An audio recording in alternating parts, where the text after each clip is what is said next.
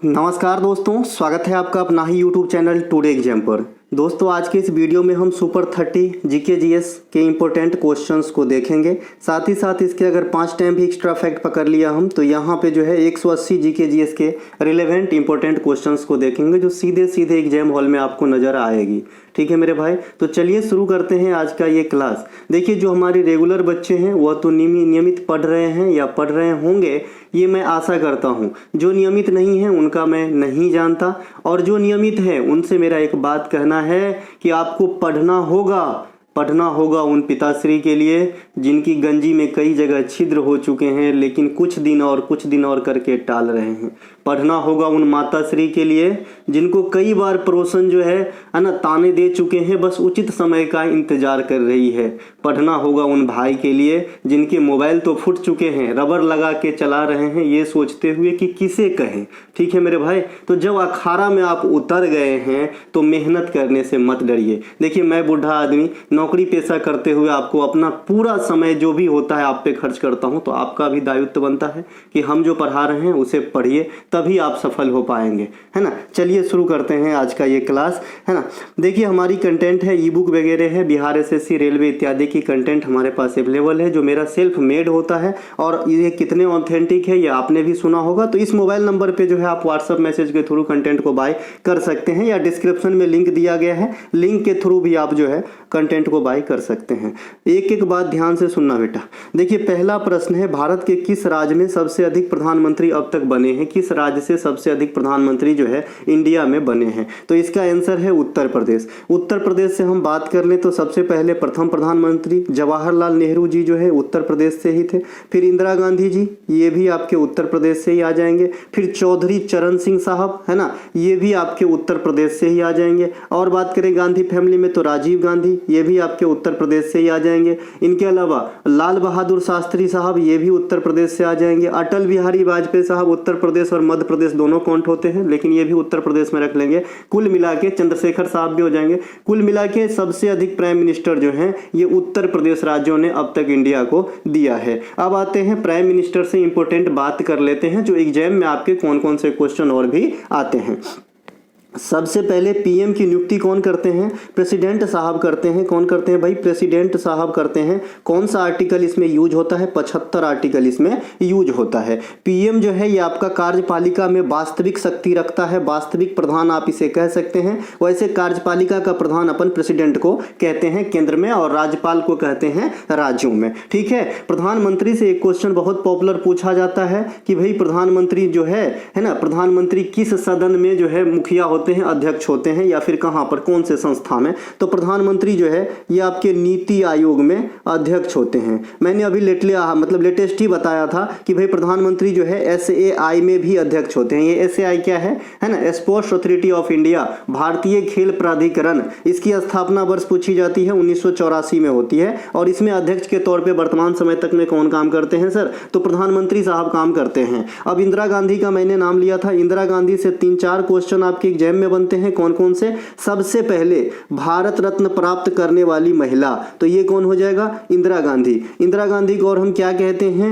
Iron lady of India कहते हैं ना, आयरन लेडी ऑफ इंडिया कहते हैं। किसे भैया? इंदिरा गांधी जी को कहते हैं। तो इन्हें भी ध्यान रख लेंगे। ठीक है मेरे भाई। और एकमात्र प्राइम मिनिस्टर जो महिला में बनी है अब तक इंदिरा गांधी ही बनी, इनके बाद कोई भी नहीं बनी है। आंतरिक गड़बड़ी के मामले पे आपातकाल सबसे पहले किनके काल में लगी थी? 1975 में, तो इंदिरा गांधी के काल में ही लगाया गया था। आपको पता होगा पहली बार बैंकों का राष्ट्रीयकरण 1969 में 14 बैंकों का किसके काल में हुआ था? तो इंदिरा गांधी के काल में ही हुआ था। तो ये इंदिरा गांधी से कुछ रिकॉर्ड है। जवाहरलाल नेहरू से क्या रिकॉर्ड है सर? कि सबसे अधिक बार झंडा फहराने यानी लाल किला से झंडा फहराने का कार्यक्रम जवाहरलाल नेहरू जी ने ही किए हैं। जवाहरलाल नेहरू जो है ये आपका है ना सबसे अधिक दिन तक पीएम रहने का रिकॉर्ड अभी तक इन्हीं के नाम है। मोदी साहब अगली बार अगर जीतते हैं तो कुछ हो सकता है। ठीक है। इनके अलावा जवाहरलाल नेहरू जो है ये सबसे पहले सेंगोल को जो है ग्रहण किए थे, जो अभी नए संसद भवन में मोदी साहब जो है रखे हैं,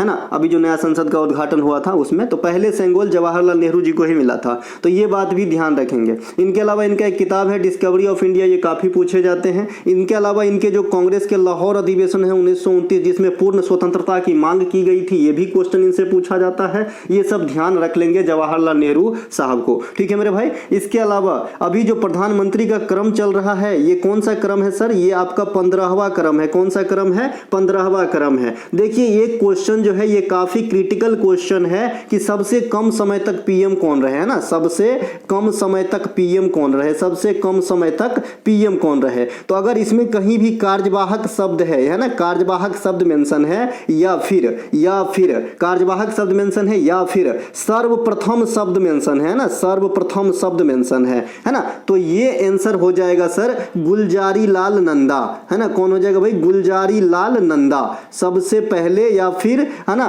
कार्यवाहक प्रधानमंत्री जो सबसे कम दिन तक आसीन रहे पद पे, ये है गुलजारी लाल नंदा। इनकी जो अवधि थी 1964 में 27 मई से स्टार्ट हो करके 13 दिन जोड़ लीजिएगा 9 जून तक जो है इन्होंने कार्यवाहक प्राइम मिनिस्टर के रूप में 1964 में काम किए थे। दूसरा स्थान पे आते हैं आपका अटल बिहारी वाजपेयी साहब, लेकिन इसमें कार्यवाहक शब्द मेंशन नहीं रहेगा, तब मेंशन करना है ना। अटल बिहारी वाजपेयी साहब जो है 1996 में एचडी देवगौड़ा साहब से पहले 10वें प्राइम मिनिस्टर के रूप में मात्र 13 दिन तक जो है 16 दिन तक जो है कार्यकाल संभाले थे 1996 में। तो क्या समझ में आया अब तक आपको? प्राइम मिनिस्टर सबसे ज्यादा उत्तर प्रदेश ने दिया, लोकसभा में भी सबसे ज्यादा सीट उत्तर प्रदेश का ही है, ये बात भी ध्यान रखिएगा। जनसंख्या के हिसाब से सबसे ज्यादा जो जनसंख्या उत्तर प्रदेश में है, ये बात भी ध्यान रखना है। इसके अलावा जो आपका उत्तर प्रदेश खाद्यान्नों का पैदावार ज़्यादा करता है, ये बात भी ध्यान रखना है। कई सारे खाद्यान्न है पर्टिकुलर। इनके अलावा प्राइम मिनिस्टर सबसे अधिक उत्तर प्रदेश ने दिया। इसके अलावा हमने इंदिरा गांधी के बारे में जाना कि सबसे पहली महिला प्रधानमंत्री, पहले भारत रत्न प्राप्त करता महिला, आयरन लेडी, आपातकालीन 1975, बैंकों का राष्ट्रीयकरण। इसके बाद हमने जाना जवाहरलाल नेहरू के बारे में, 17 बार झंडा फहराए, सबसे अधिक दिन तक पीएम रहे, डिस्कवरी ऑफ इंडिया किताब लिखे, लाहौर अधिवेशन पूर्ण स्वराज की जो मांग किया गया था 1929 में, उसमें अधिवेशन में अध्यक्षता संभाले। ठीक है भाई, और भी कुछ बात की है जो आपके सामने अभी मैंने किया है। तो चलते हम आगे, ठीक है मेरे भाई। इनके अलावा जल का इलेक्ट्रोलाइसिस में ऑक्सीजन गैस कहां जमा होती है? देखिए मैंने अभी 2-3 दिन पहले ही आपको किसी क्लास में बताया था कि इलेक्ट्रोलाइसिस, थर्मोलाइसिस, फोटोलाइसिस, ये कौन से अभिक्रिया के शब्द हैं सर? तो ये है आपके वियोजन अभिक्रिया के शब्द, है ना। वियोजन अभिक्रिया को अपन डीकंपोजिशन अभिक्रिया भी कहते हैं, डीकंपोजिशन, डीकंपोजिशन अभिक्रिया भी कहते हैं। ठीक है भाई, वियोजन अभिक्रिया को ही। इसमें मैंने क्या बताया था कि इसमें जो है ये उष्मा सोखी अभिक्रिया भी है। और उष्मा सोखी अभिक्रिया किसे कहते हैं? उष्मा सोखी अभिक्रिया किसे कहते हैं? जिस अभिक्रिया को होने के लिए एनर्जी, ऊर्जा, विद्युत इत्यादि की आवश्यकता पड़े। हालांकि सब जो है एनर्जी में ही आ जाएगा, चाहे तो विद्युतीय ऊर्जा दीजिए, प्रकाशिकी ऊर्जा दीजिए या तापीय ऊर्जा दीजिए। ठीक है मेरे भाई। तो जब अलग अलग ऊर्जा पड़ती है इस अभिक्रिया में तो अलग अलग नाम होती है। जैसे अगर आप उष्मा वाला अभिक्रिया देंगे, हीट देंगे, तो इसे थर्मोलाइसिस कहते हैं। अगर आप इसे विद्युत देंगे तो इलेक्ट्रोलाइसिस कहते हैं। अगर इसको आप प्रकाश के उपस्थिति में करवाते हैं तो फोटोलाइसिस कहते हैं। तो यहाँ पे एक इलेक्ट्रोलाइसिस की शब्द आ गई है, इसका मतलब यह भी वियोजन की अभिक्रिया होती होगी। तो यहाँ पे जल का इलेक्ट्रोलाइसिस करना है। जल का इलेक्ट्रोलाइसिस कैसे करेंगे? जब H2O को आप गर्म करते हैं ना, मतलब विद्युत डालते हैं, विद्युत डालते हैं, इसे विद्युत अपघटन भी कहेंगे। ठीक है, क्योंकि वियोजन अभिक्रिया को अपघटन अभिक्रिया भी कहते हैं। ठीक है, तो H2O में जब आप विद्युत डालेंगे तो ये टूट के H अलग हो जाता है और O अलग हो जाता है, वियोजन हो जाता है ना। तो इस वियोजन अभिक्रिया में आपसे पूछ रहा है कि भाई कहता जो है आपका क्या पूछ रहा है भैया, ऑक्सीजन कहाँ पर जमा होता है? तो ये तो मैंने अभिक्रिया रिएक्शन दिखाया। अच्छा, ये वाला जल सीधा सीधा जल नहीं होता है, इसमें थोड़ा मात्रा में अम्ल मिलाया जाता है। अम्ल मिलाया जाता है तभी अभिक्रिया कराया जाता है। अम्ल इसलिए मिलाया जाता है, हम बाद में बात कर लेंगे। प्लस H आयन जो है उसमें आने के लिए जो है अम्ल मिलाया जाता है, तब ये इस प्रोसेस से इलेक्ट्रोलाइसिस से गुजारा जाता है। इस प्रकार के आप जो है एक बर्तन होते हैं, इसमें 2 छर होते हैं, एक को एनोड कहते हैं और एक को कैथोड कहते हैं। मान लीजिए ये 2 छर है और इसमें आपका ये जल जो है लिक्विड भरा रहता है, अम्ल मिश्रित जल। ठीक है, और इसको जो है एक बैटरी रहता है, इस प्रकार का बैटरी, एक प्लस चार्ज रहता है, एक माइनस चार्ज रहता है। माइनस वाले को आप कैथोड से जोड़ते हैं, मान लीजिए ये वाला इसमें जोड़ दिए तो ये वाले पोल का नाम क्या होगा? कैथोड होगा। एक एक बात सुनना काम आती है। ठीक है, प्लस वाले को अपन एनोड से जोड़ देते हैं, मतलब ये वाला जो पोल हो गया इसको हम एनोड कहते हैं, ठीक है। और जब एनोड और कैथोड से जोड़ दिया, आपसे पूछ क्या रहा है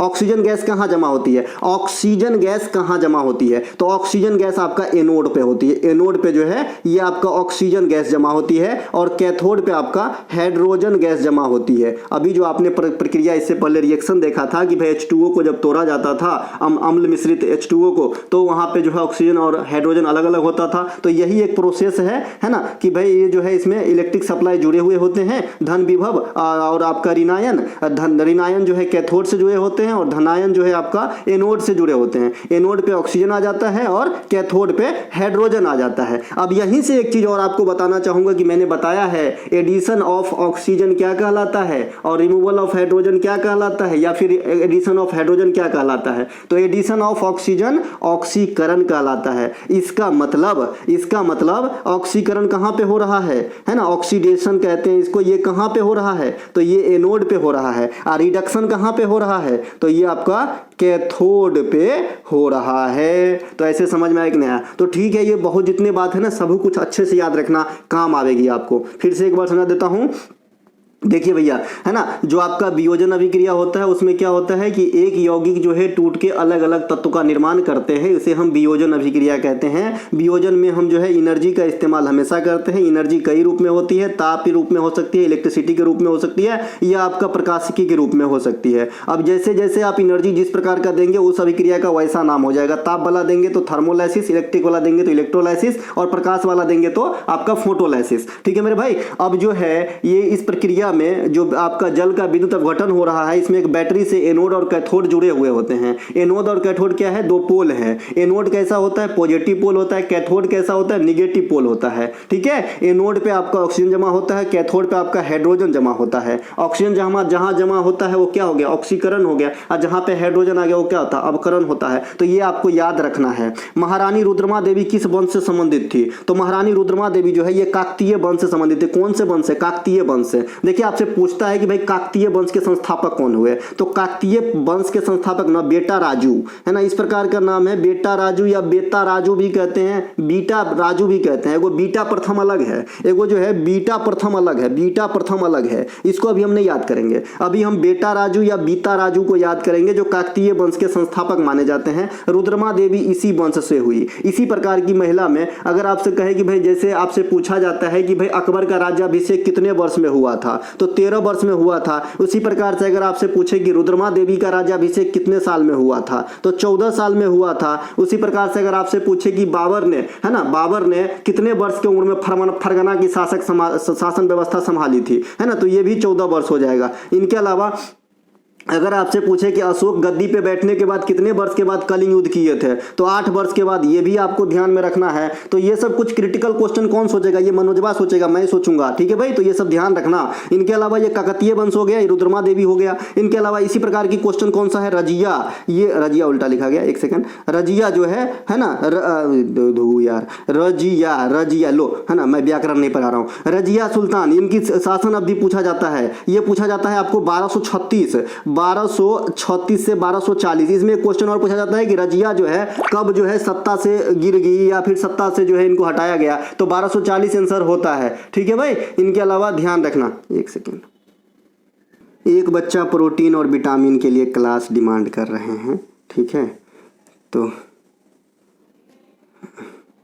महारानी रुद्रमा देवी बता दिए थे। प्रधानमंत्री रोजगार सृजन कार्यक्रम की शुरुआत कब हुई, है ना। अच्छा, इस प्रकार की क्वेश्चन और जो बता रहे थे।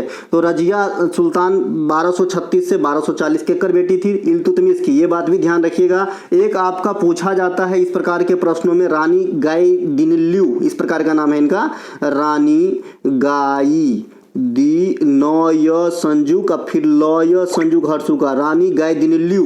ये जो है रानी गायदिनल्यू, ये कौन थी भाई, नेता थी, नेता। ये कहाँ की थी, पूर्वोत्तर भारत की। इसे महारानी लक्ष्मीबाई का संज्ञा दिया गया है ना, पूर्वोत्तर भारत या फिर नागालैंड की, है ना, रानी लक्ष्मीबाई इन्हें कहा जाता है। अब रानी लक्ष्मीबाई का मुंह से नाम निकल गया है, तो इतने महान को जो है कैसे न डिस्क्राइब करूं भैया। तो रानी लक्ष्मीबाई जो है 1857 के विद्रोह में झांसी से जो है आपका कमान संभाली थी। रानी लक्ष्मीबाई की आखिरी युद्ध यानी जो जिस युद्ध में शहादत को प्राप्त किए थे उस युद्ध का नाम था कालपी का युद्ध। कौन सा? कालपी का युद्ध। यहाँ पे जो कौन थे इनके नायक?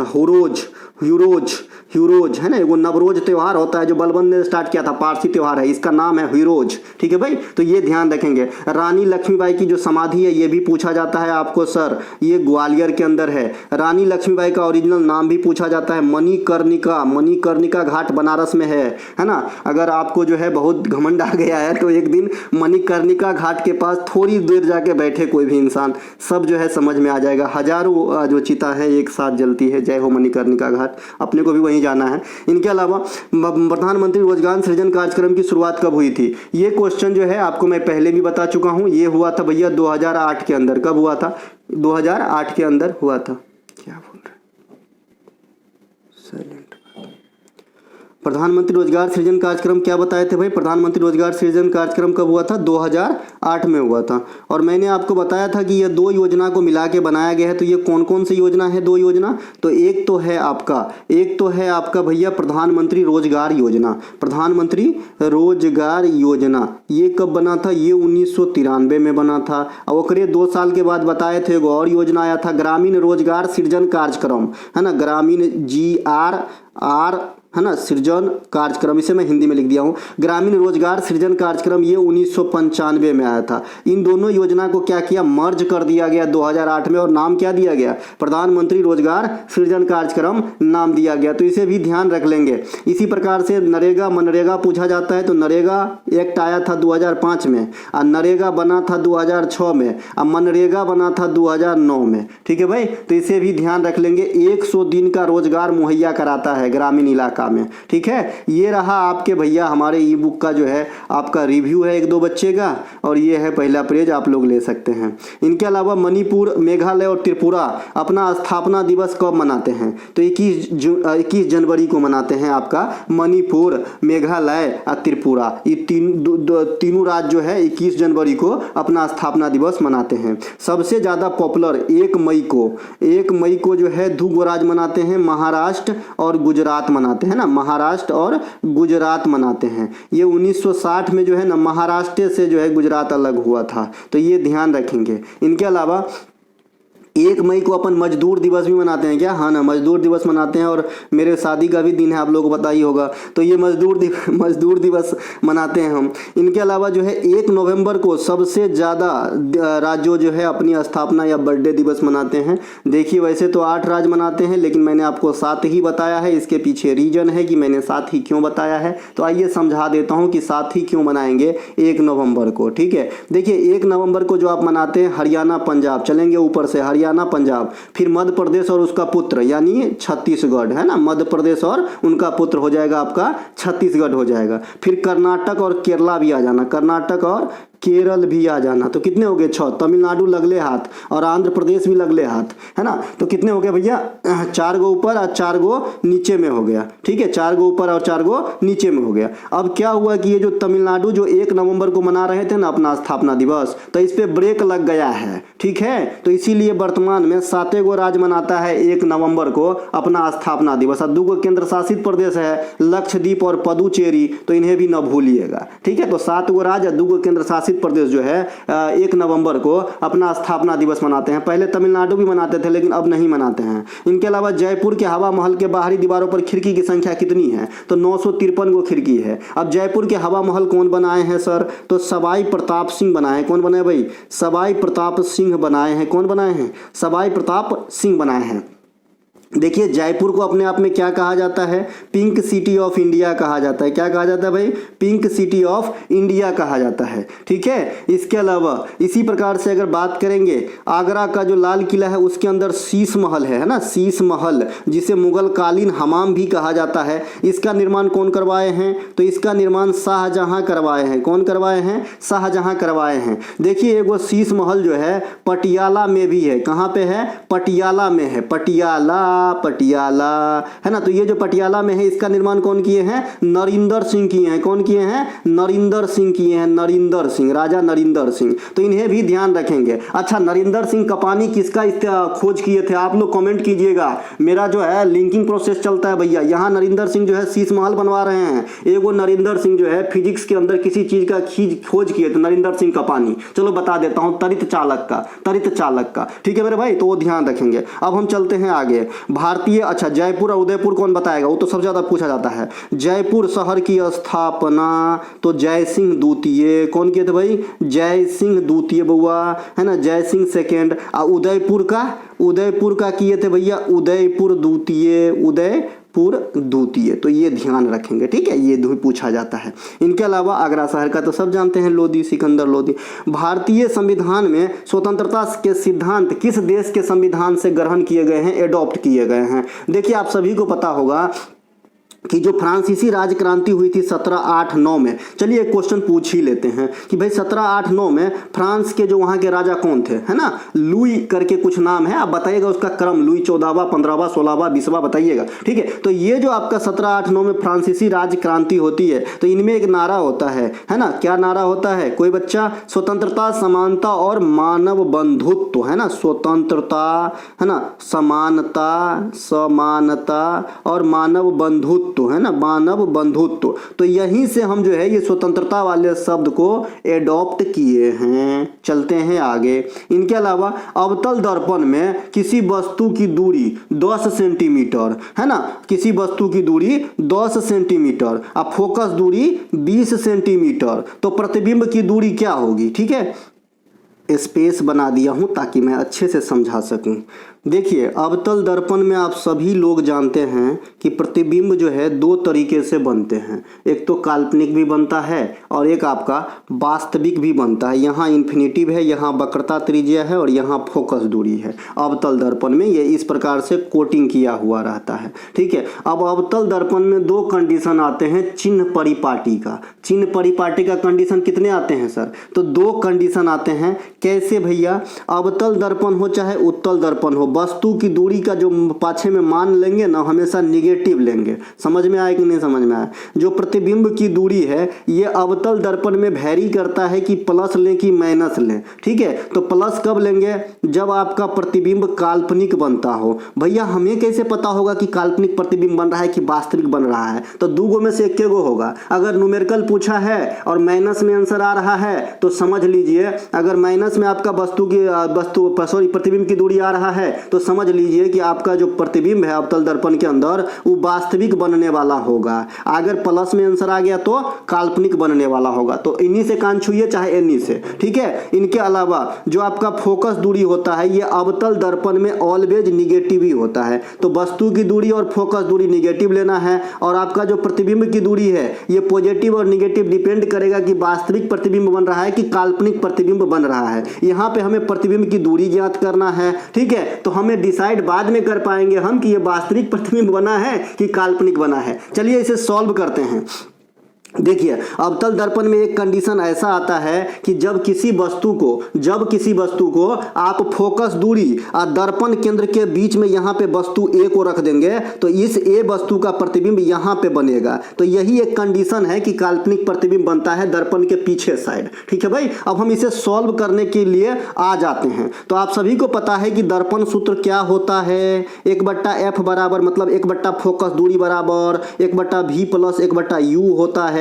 अभी हमने क्या कहा? अवतल दर्पण में कैसा फोकस दूरी लेना है? तो निगेटिव का लेना है। तो फोकस दूरी का मान आपको कितना दे दिया है सर? 20 सेंटीमीटर दे दिया है। तो माइनस के 1/20 सेंटीमीटर बराबर 1/v तो हमें निकालना है प्रतिबिंब की दूरी, है ना। और वस्तु की दूरी दे दिया है 10 सेंटीमीटर, बीच में साइन प्लस होता है जो सूत्र से आता है। और 1/10 हमको कैसा लिखना है सर? माइनस में लिखना है। क्यों सर? क्योंकि वस्तु की दूरी ऑलवेज निगेटिव होता है सर। ठीक है। अब इसी से हम भी का मान ना निकाल लेंगे हो, तो कैसे निकालेंगे हम, कैसे करेंगे हम ये सब, है ना। तो इधर आ जाते हैं 1/10, इधर आएंगे तो 1/10 पॉजिटिव हो जाएगा, ये 1/20 निगेटिव में है, और इधर हो जाएगा 1/20, है ना। 10 और 20 का एलसीएम हो जाएगा 20, यानी 2 में से 1 गया तो हो जाएगा 1/20 बराबर 1/भी हो जाएगा, है ना। अब भी का मान आपका निकल गया है 20, चूंकि भी का मान निकला है पॉजिटिव, अब पॉजिटिव भी का मान निकला है, मतलब इसमें जो बढ़ने वाला प्रतिबिंब होगा वो कैसा बना होगा, काल्पनिक बना होगा सर। कैसा बना होगा, काल्पनिक बना होगा। कितने बच्चे को समझ में नहीं आया वो हाथ उठाएंगे, नहीं समझ में आया तो दोबारा एक बार रिमाइंड करके 2 मिनट पीछे जाके देखिए फिर से, ठीक है मेरे भाई।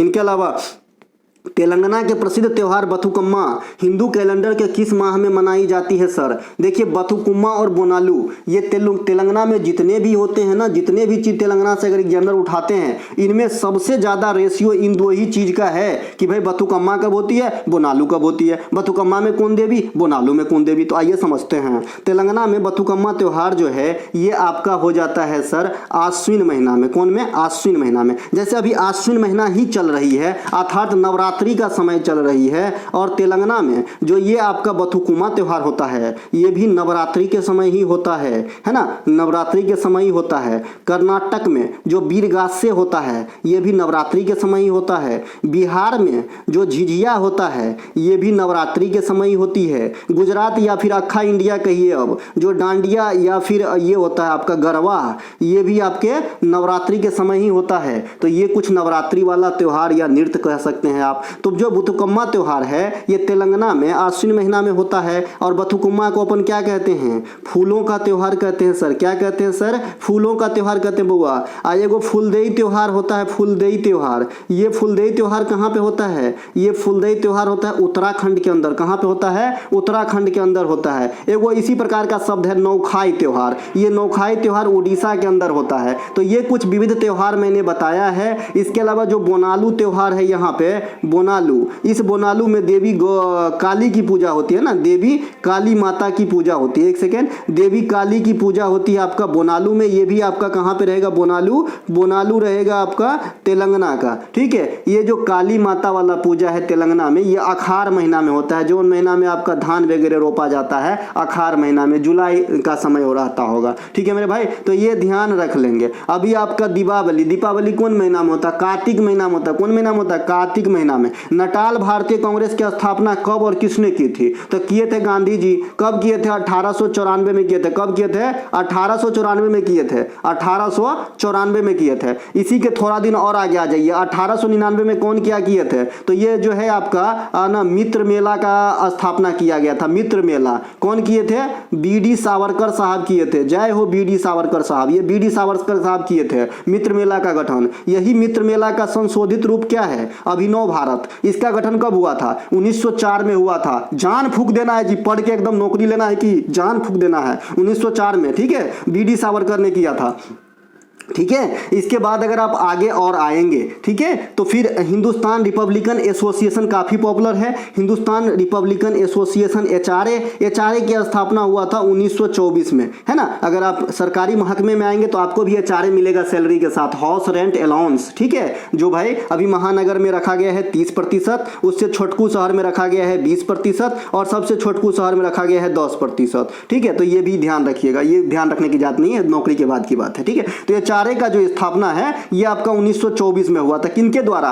सचिंद्र सन्याल। कौन, सचिंद्र सन्याल और राम प्रसाद बिस्मिल साहब, है ना, राम प्रसाद बिस्मिल और सन्याल साहब। देखिए वैसे बहुत सारे आदमी जो है ये स्थापना में जो है आपका जो है पार्टिसिपेट किए थे, लेकिन होता है ना कि भाई कोई भी दल में एक नेता, तो ऐसे ही जो है इनका नाम पॉपुलर है, आपको ध्यान रखना है। इसी का बदला हुआ फॉर्म कौन है सर, HSRA है सर, हसरा, है ना। ये बैनंदू हसरंगा नहीं है, ये हसरा जो है कौम का नाम, मतलब एक संघ का नाम है। इसका फुल फॉर्म होता है हिंदुस्तान सोशलिस्ट रिपब्लिकन एसोसिएशन, ठीक है। ये गठन हुआ था सर 1928 में। एक्चुअली इनका नाम ही बदला गया था। कहां पे, दिल्ली के अंदर। कौन से मैदान में, फिरोज शाह कोटला मैदान में। कौन किए थे, भगत सिंह साहब। लेकिन मैंने इनमें बता रखा है क्ल्यू कि भाई एचआरए का नाम HSRA करने का विचार सबसे पहले किसके मन में आएगा, इसी लैंग्वेज में क्वेश्चन पूछता है तो आंसर चंद्रशेखर आजाद करके आना है, ना कि भगत सिंह करके आना है। इसके अलावा जो आपका दादा भाई नौरोजी साहब जो आपका एक ईस्ट इंडिया एसोसिएशन की स्थापना किए थे, ये भी भी बहुत ज़्यादा पूछा जाता है सर। ईस्ट इंडिया है ना, ईस्ट का क्या ऐसा होगा रे, ईस्ट का होगा ईस्ट ना, EAST ईस्ट इंडिया एसोसिएशन का जो गठन 1866 में किया गया था, ये कहाँ पे किया गया था, ये लंदन के अंदर किया गया था। तो ये बात भी ध्यान रखेंगे, दादा भाई नौरोजी के द्वारा। चलते हैं आगे। पहला अंतर्राष्ट्रीय क्रिकेट किन दो देशों के बीच हुआ था? देखिए पहला अंतर्राष्ट्रीय क्रिकेट कहेगा ना तो USA और कनाडा के बीच में हुआ था, है ना, USA और कनाडा के बीच में। अब पहला अंतर्राष्ट्रीय एक दिवसीय या ODI कहिए, पहला अंतर्राष्ट्रीय टेस्ट कहिए, ये दोनों कहेगा ना तो दोनों हुआ था ऑस्ट्रेलिया और एक सेकेंड इंग्लैंड के बीच, ठीक है, ऑस्ट्रेलिया और इंग्लैंड के बीच। तो टेस्ट कहे चाहे ODI अंतर्राष्ट्रीय स्तर के, तो ऑस्ट्रेलिया और इंग्लैंड के बीच।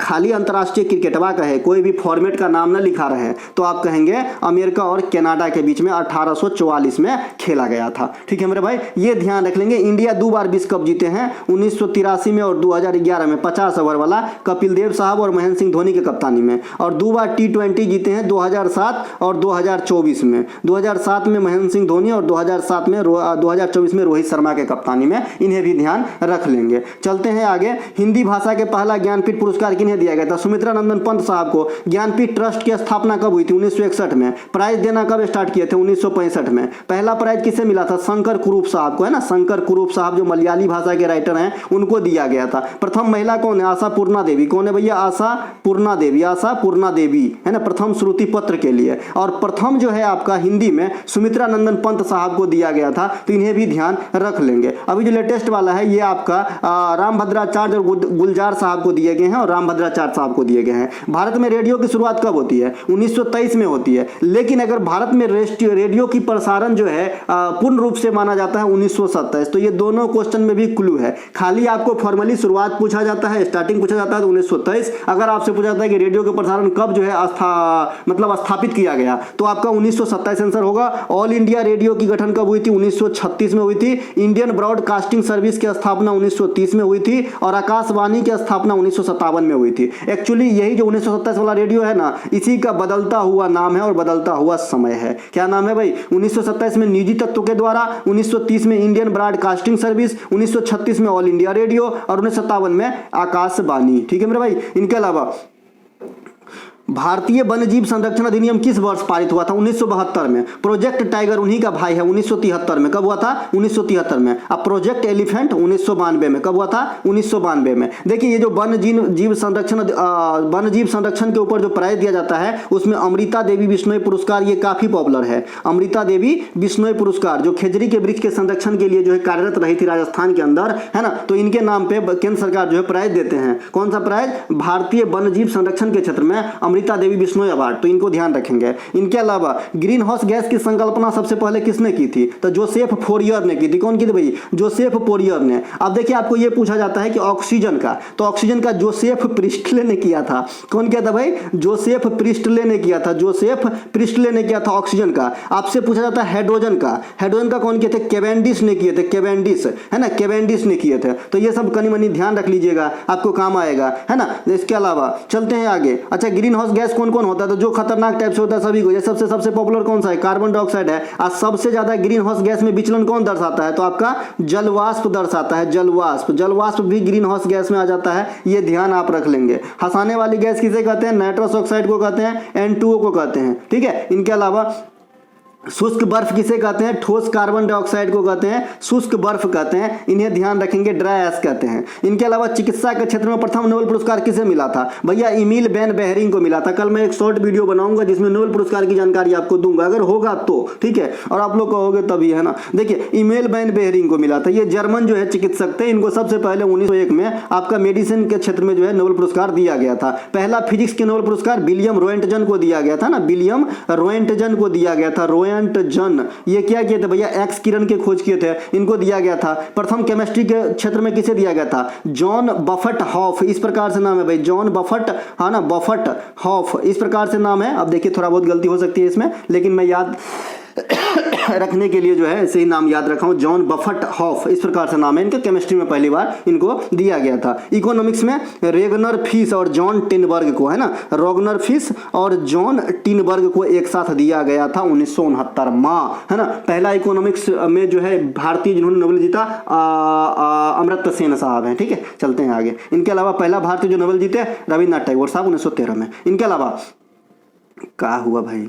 इनके अलावा जो है दोनों सदनों के पारित होने के बाद विधेयक जो है राष्ट्रपति के पास विचाराधीन किस आर्टिकल के अनुसार जाते हैं? 111। धन विधेयक 110 है ना, ज्वाइंट सीटिंग 108 है ना। इसके अलावा विनियोग विधेयक कितने में है? 114 में। अब वार्षिक वित्तीय विवरण कितने में है? 112 यानी बजट है ना। तो ये कुछ जो आर्टिकल है इंपॉर्टेंट आपको देखना है। अच्छा, संसद के दोनों सदनों के पारित होने के बाद कौन से विधेयक राष्ट्रपति के पास जाते हैं जो सिर्फ स्वीकार ही करते हैं, न तो डिले कर सकते हैं, न होल्ड कर सकते हैं, न नकार सकते हैं, सिर्फ स्वीकार करना ही है राष्ट्रपति साहब को। ये कौन सा विधेयक है आप लोग अपने मन में विचार करें। अभी 3-4 दिन पहले ही पढ़ाया हूं, रेगुलर क्लास में जुड़े रहेंगे, काम अच्छा बनेगा। देखिए, अस्थायी चुंबक बनाने के लिए किसका इस्तेमाल किया जाता है? इस्पात का। देखिए, अस्थायी चुंबक का ना ज्यादा इस्तेमाल नहीं होता है, सबसे ज्यादा इस्तेमाल में आजकल रोजमर्रा के समय में अस्थायी चुंबक को लिया जाता है। अस्थायी चुंबक जो विद्युतीय चुंबक होता है ना, विद्युतीय चुंबक, ये भी आपका अस्थायी चुंबक का उदाहरण ही है। विद्युतीय चुंबक जो होता है ये आपका अस्थायी चुंबक के उदाहरण है। जब तक कॉइल में विद्युत सप्लाई आप दोगे तभी मैग्नेटिक फील्ड बनेगा, नहीं तो नहीं बनेगा। ठीक है, जैसे रेलवे में जो रिले काम करता है, रिले सुने हैं, स्टेशन पे आप देखे होंगे रिले रूम लिखा रहता है ना,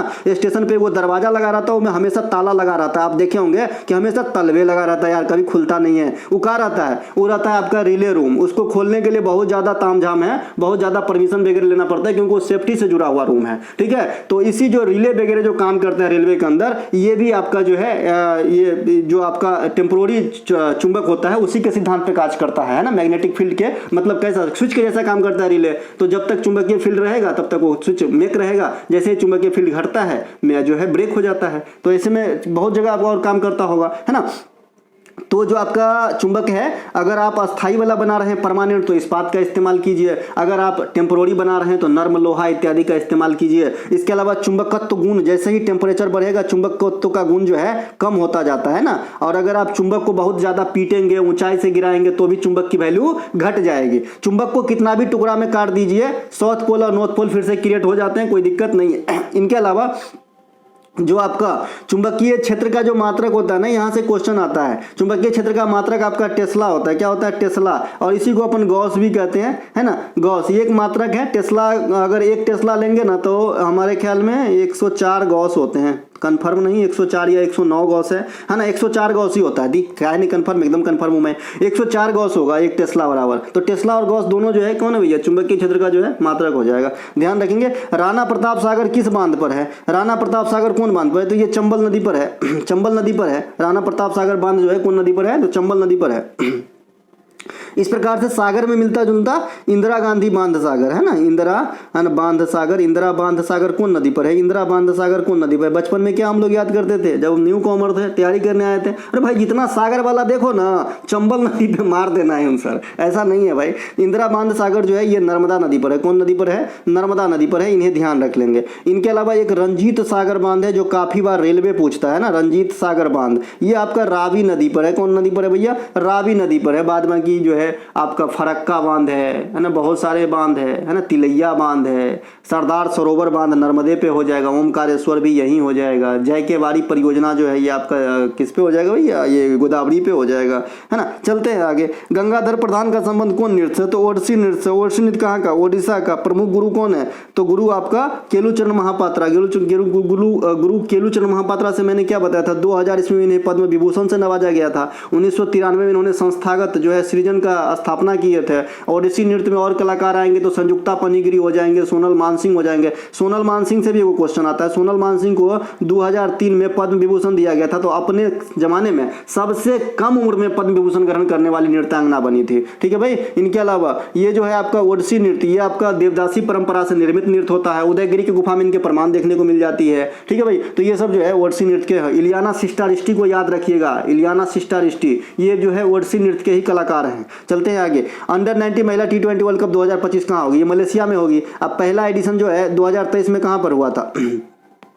तो ये आपका हुआ था सर साउथ अफ्रीका में। गला में खिचखिच हो गया, लगता है विक्स की गोली खाना ही पड़ेगी। तो ये आपका कहाँ पे हुआ था? साउथ अफ्रीका में हुआ था। कहाँ पे हुआ था? साउथ अफ्रीका के अंदर हुआ था। विजेता कौन रहा था भाई? इंडिया रहा था। कौन रहा था? इंडिया रहा था। इंडिया टीम के कप्तान कौन रही थी? शेफाली वर्मा। कौन रही थी? शेफाली वर्मा। कौन रही थी? शेफाली वर्मा। अच्छा, उपविजेता कौन रहते? उपविजेता यहाँ पे इंग्लैंड रहते। अभी सेकेंड एडिशन कहाँ पे होगा? मलेशिया में होगा। कब होगा? अगले साल होगा 2025 में, क्योंकि ये बायनियल प्रतियोगिता है, 2 साल में एक बार होती है। अभी T20 महिला वर्ल्ड कप कहाँ चल रही है? UAE के अंदर चल रही है। UAE के अंदर चल रही है। ये T20 महिला वर्ल्ड कप 2024 में कहाँ होने वाला था? बांग्लादेश के अंदर होने वाला था। कहाँ पे? बांग्लादेश के अंदर में होने वाला था। अब कहाँ पे हो रहा है? यूएई के अंदर हो रहा है। T20 महिला वर्ल्ड कप की शुरुआत कब होती है? 2009 में होती है। भारत कितने बार जीती है? 1 बार नहीं जीती है, ध्यान रखिएगा। इनके अलावा देखिए बच्चा जो नहीं समझ रहे हो, T20 अंडर 90 का मतलब होता है एज रिस्ट्रिक्शन 19 वर्ष से कम उम्र के लोग ही भाग लेते हैं, ठीक है। इनके अलावा नागा पहाड़ी की सबसे ऊंची चोटी कौन सी है? सरामती। नागा पहाड़ी, नागा पहाड़ी कहाँ पे है? नागालैंड वगैरह में नागा पहाड़ी हो जाएगा। कार्बी आंगलोंग बताए थे कहाँ पे है? असम के अंदर है। कार्बी आंगलोंग कहाँ पे है? असम के अंदर है, ठीक है। इसके अलावा पटकाई बताए थे, ये भी आपका पूर्वोत्तर भारत में पटकाई है ना। इसके अलावा एगो नमचा बरवा पूछा जाता है। नमचा बरवा, नमचा बरवा कहाँ पर है? नमचा बरवा ये आपका अरुणाचल प्रदेश में हो जाएगा। कहाँ पे हो जाएगा? अरुणाचल प्रदेश में नमचा बरवा हो जाएगा। एक आपसे पूछा जाता है नंदा देवी। नंदा देवी कहाँ पे है? कुमायूं हिमालय का पार्ट है, उत्तराखंड के अंदर इस तरीके से। कहाँ पे है? कुमायूं हिमालय का पार्ट है, उत्तराखंड में स्थित है। देखिए एक आपसे पूछा जाता है कंचनजंगा। ये कंचनजंगा कहाँ पे है? सिक्किम के अंदर है और ये इंडिया का सबसे हाईएस्ट टॉप पीक है और इसकी हाइट जो है 85-86 मीटर है। कहीं कहीं एक बार एसएससी ने 85-98 आंसर भी माना है, तो उस ऑप्शन में 85-86 ऑप्शन में नहीं था, ठीक है। और जो भी ऑप्शन थे सब 8600 से अधिक थे, तो उसमें एक मजबूरी बन गई थी यही आंसर को टिक करना था, ठीक है। लेकिन ओरिजिनल जो अभी हाइट आपका किताब अच्छे लिखता है ये 85-86 मीटर लिखता है। K2 का कितना लिखता है? 86-11 लिखता है। और माउंट एवरेस्ट का कितना लिखता है? 88-50 लिखता है। तो ये पहला है हाइट में, ये दूसरा है K2 और तीसरा कौन है? कंचनजंगा है, ठीक है मेरे भाई। चलते हैं आगे। इजराइल की मुद्रा का नाम क्या भाई? सेकेल। राजधानी का है यरूशलेम। कहाँ पे है? राजधानी का है यरूशलेम। क्योंकि इजराइल से जो भी चीज आप पढ़ सकते हो पढ़ लीजिएगा, क्योंकि इजराइल जो है चर्चा का विषय बना है, केंद्र का विषय बना है, ठीक है मेरे भाई। तो इजराइल का मुद्रा क्या हो जाएगा? सेकेल है ना। इनका प्रधानमंत्री का नाम क्या है? कमेंट कीजिएगा। एक दिन और पूछे थे, कोई बच्चा कमेंट नहीं किए हैं, ठीक है। तपोवन हाइड्रो पावर प्लांट कहाँ पे है? Tapovan hydro power plant. अब नाम ही इतना अच्छा है तपोवन, तो कहाँ पे होगा? देवभूमि उत्तराखंड के अंदर। कहाँ पे होगा? देवभूमि उत्तराखंड के अंदर। एक सेकंड,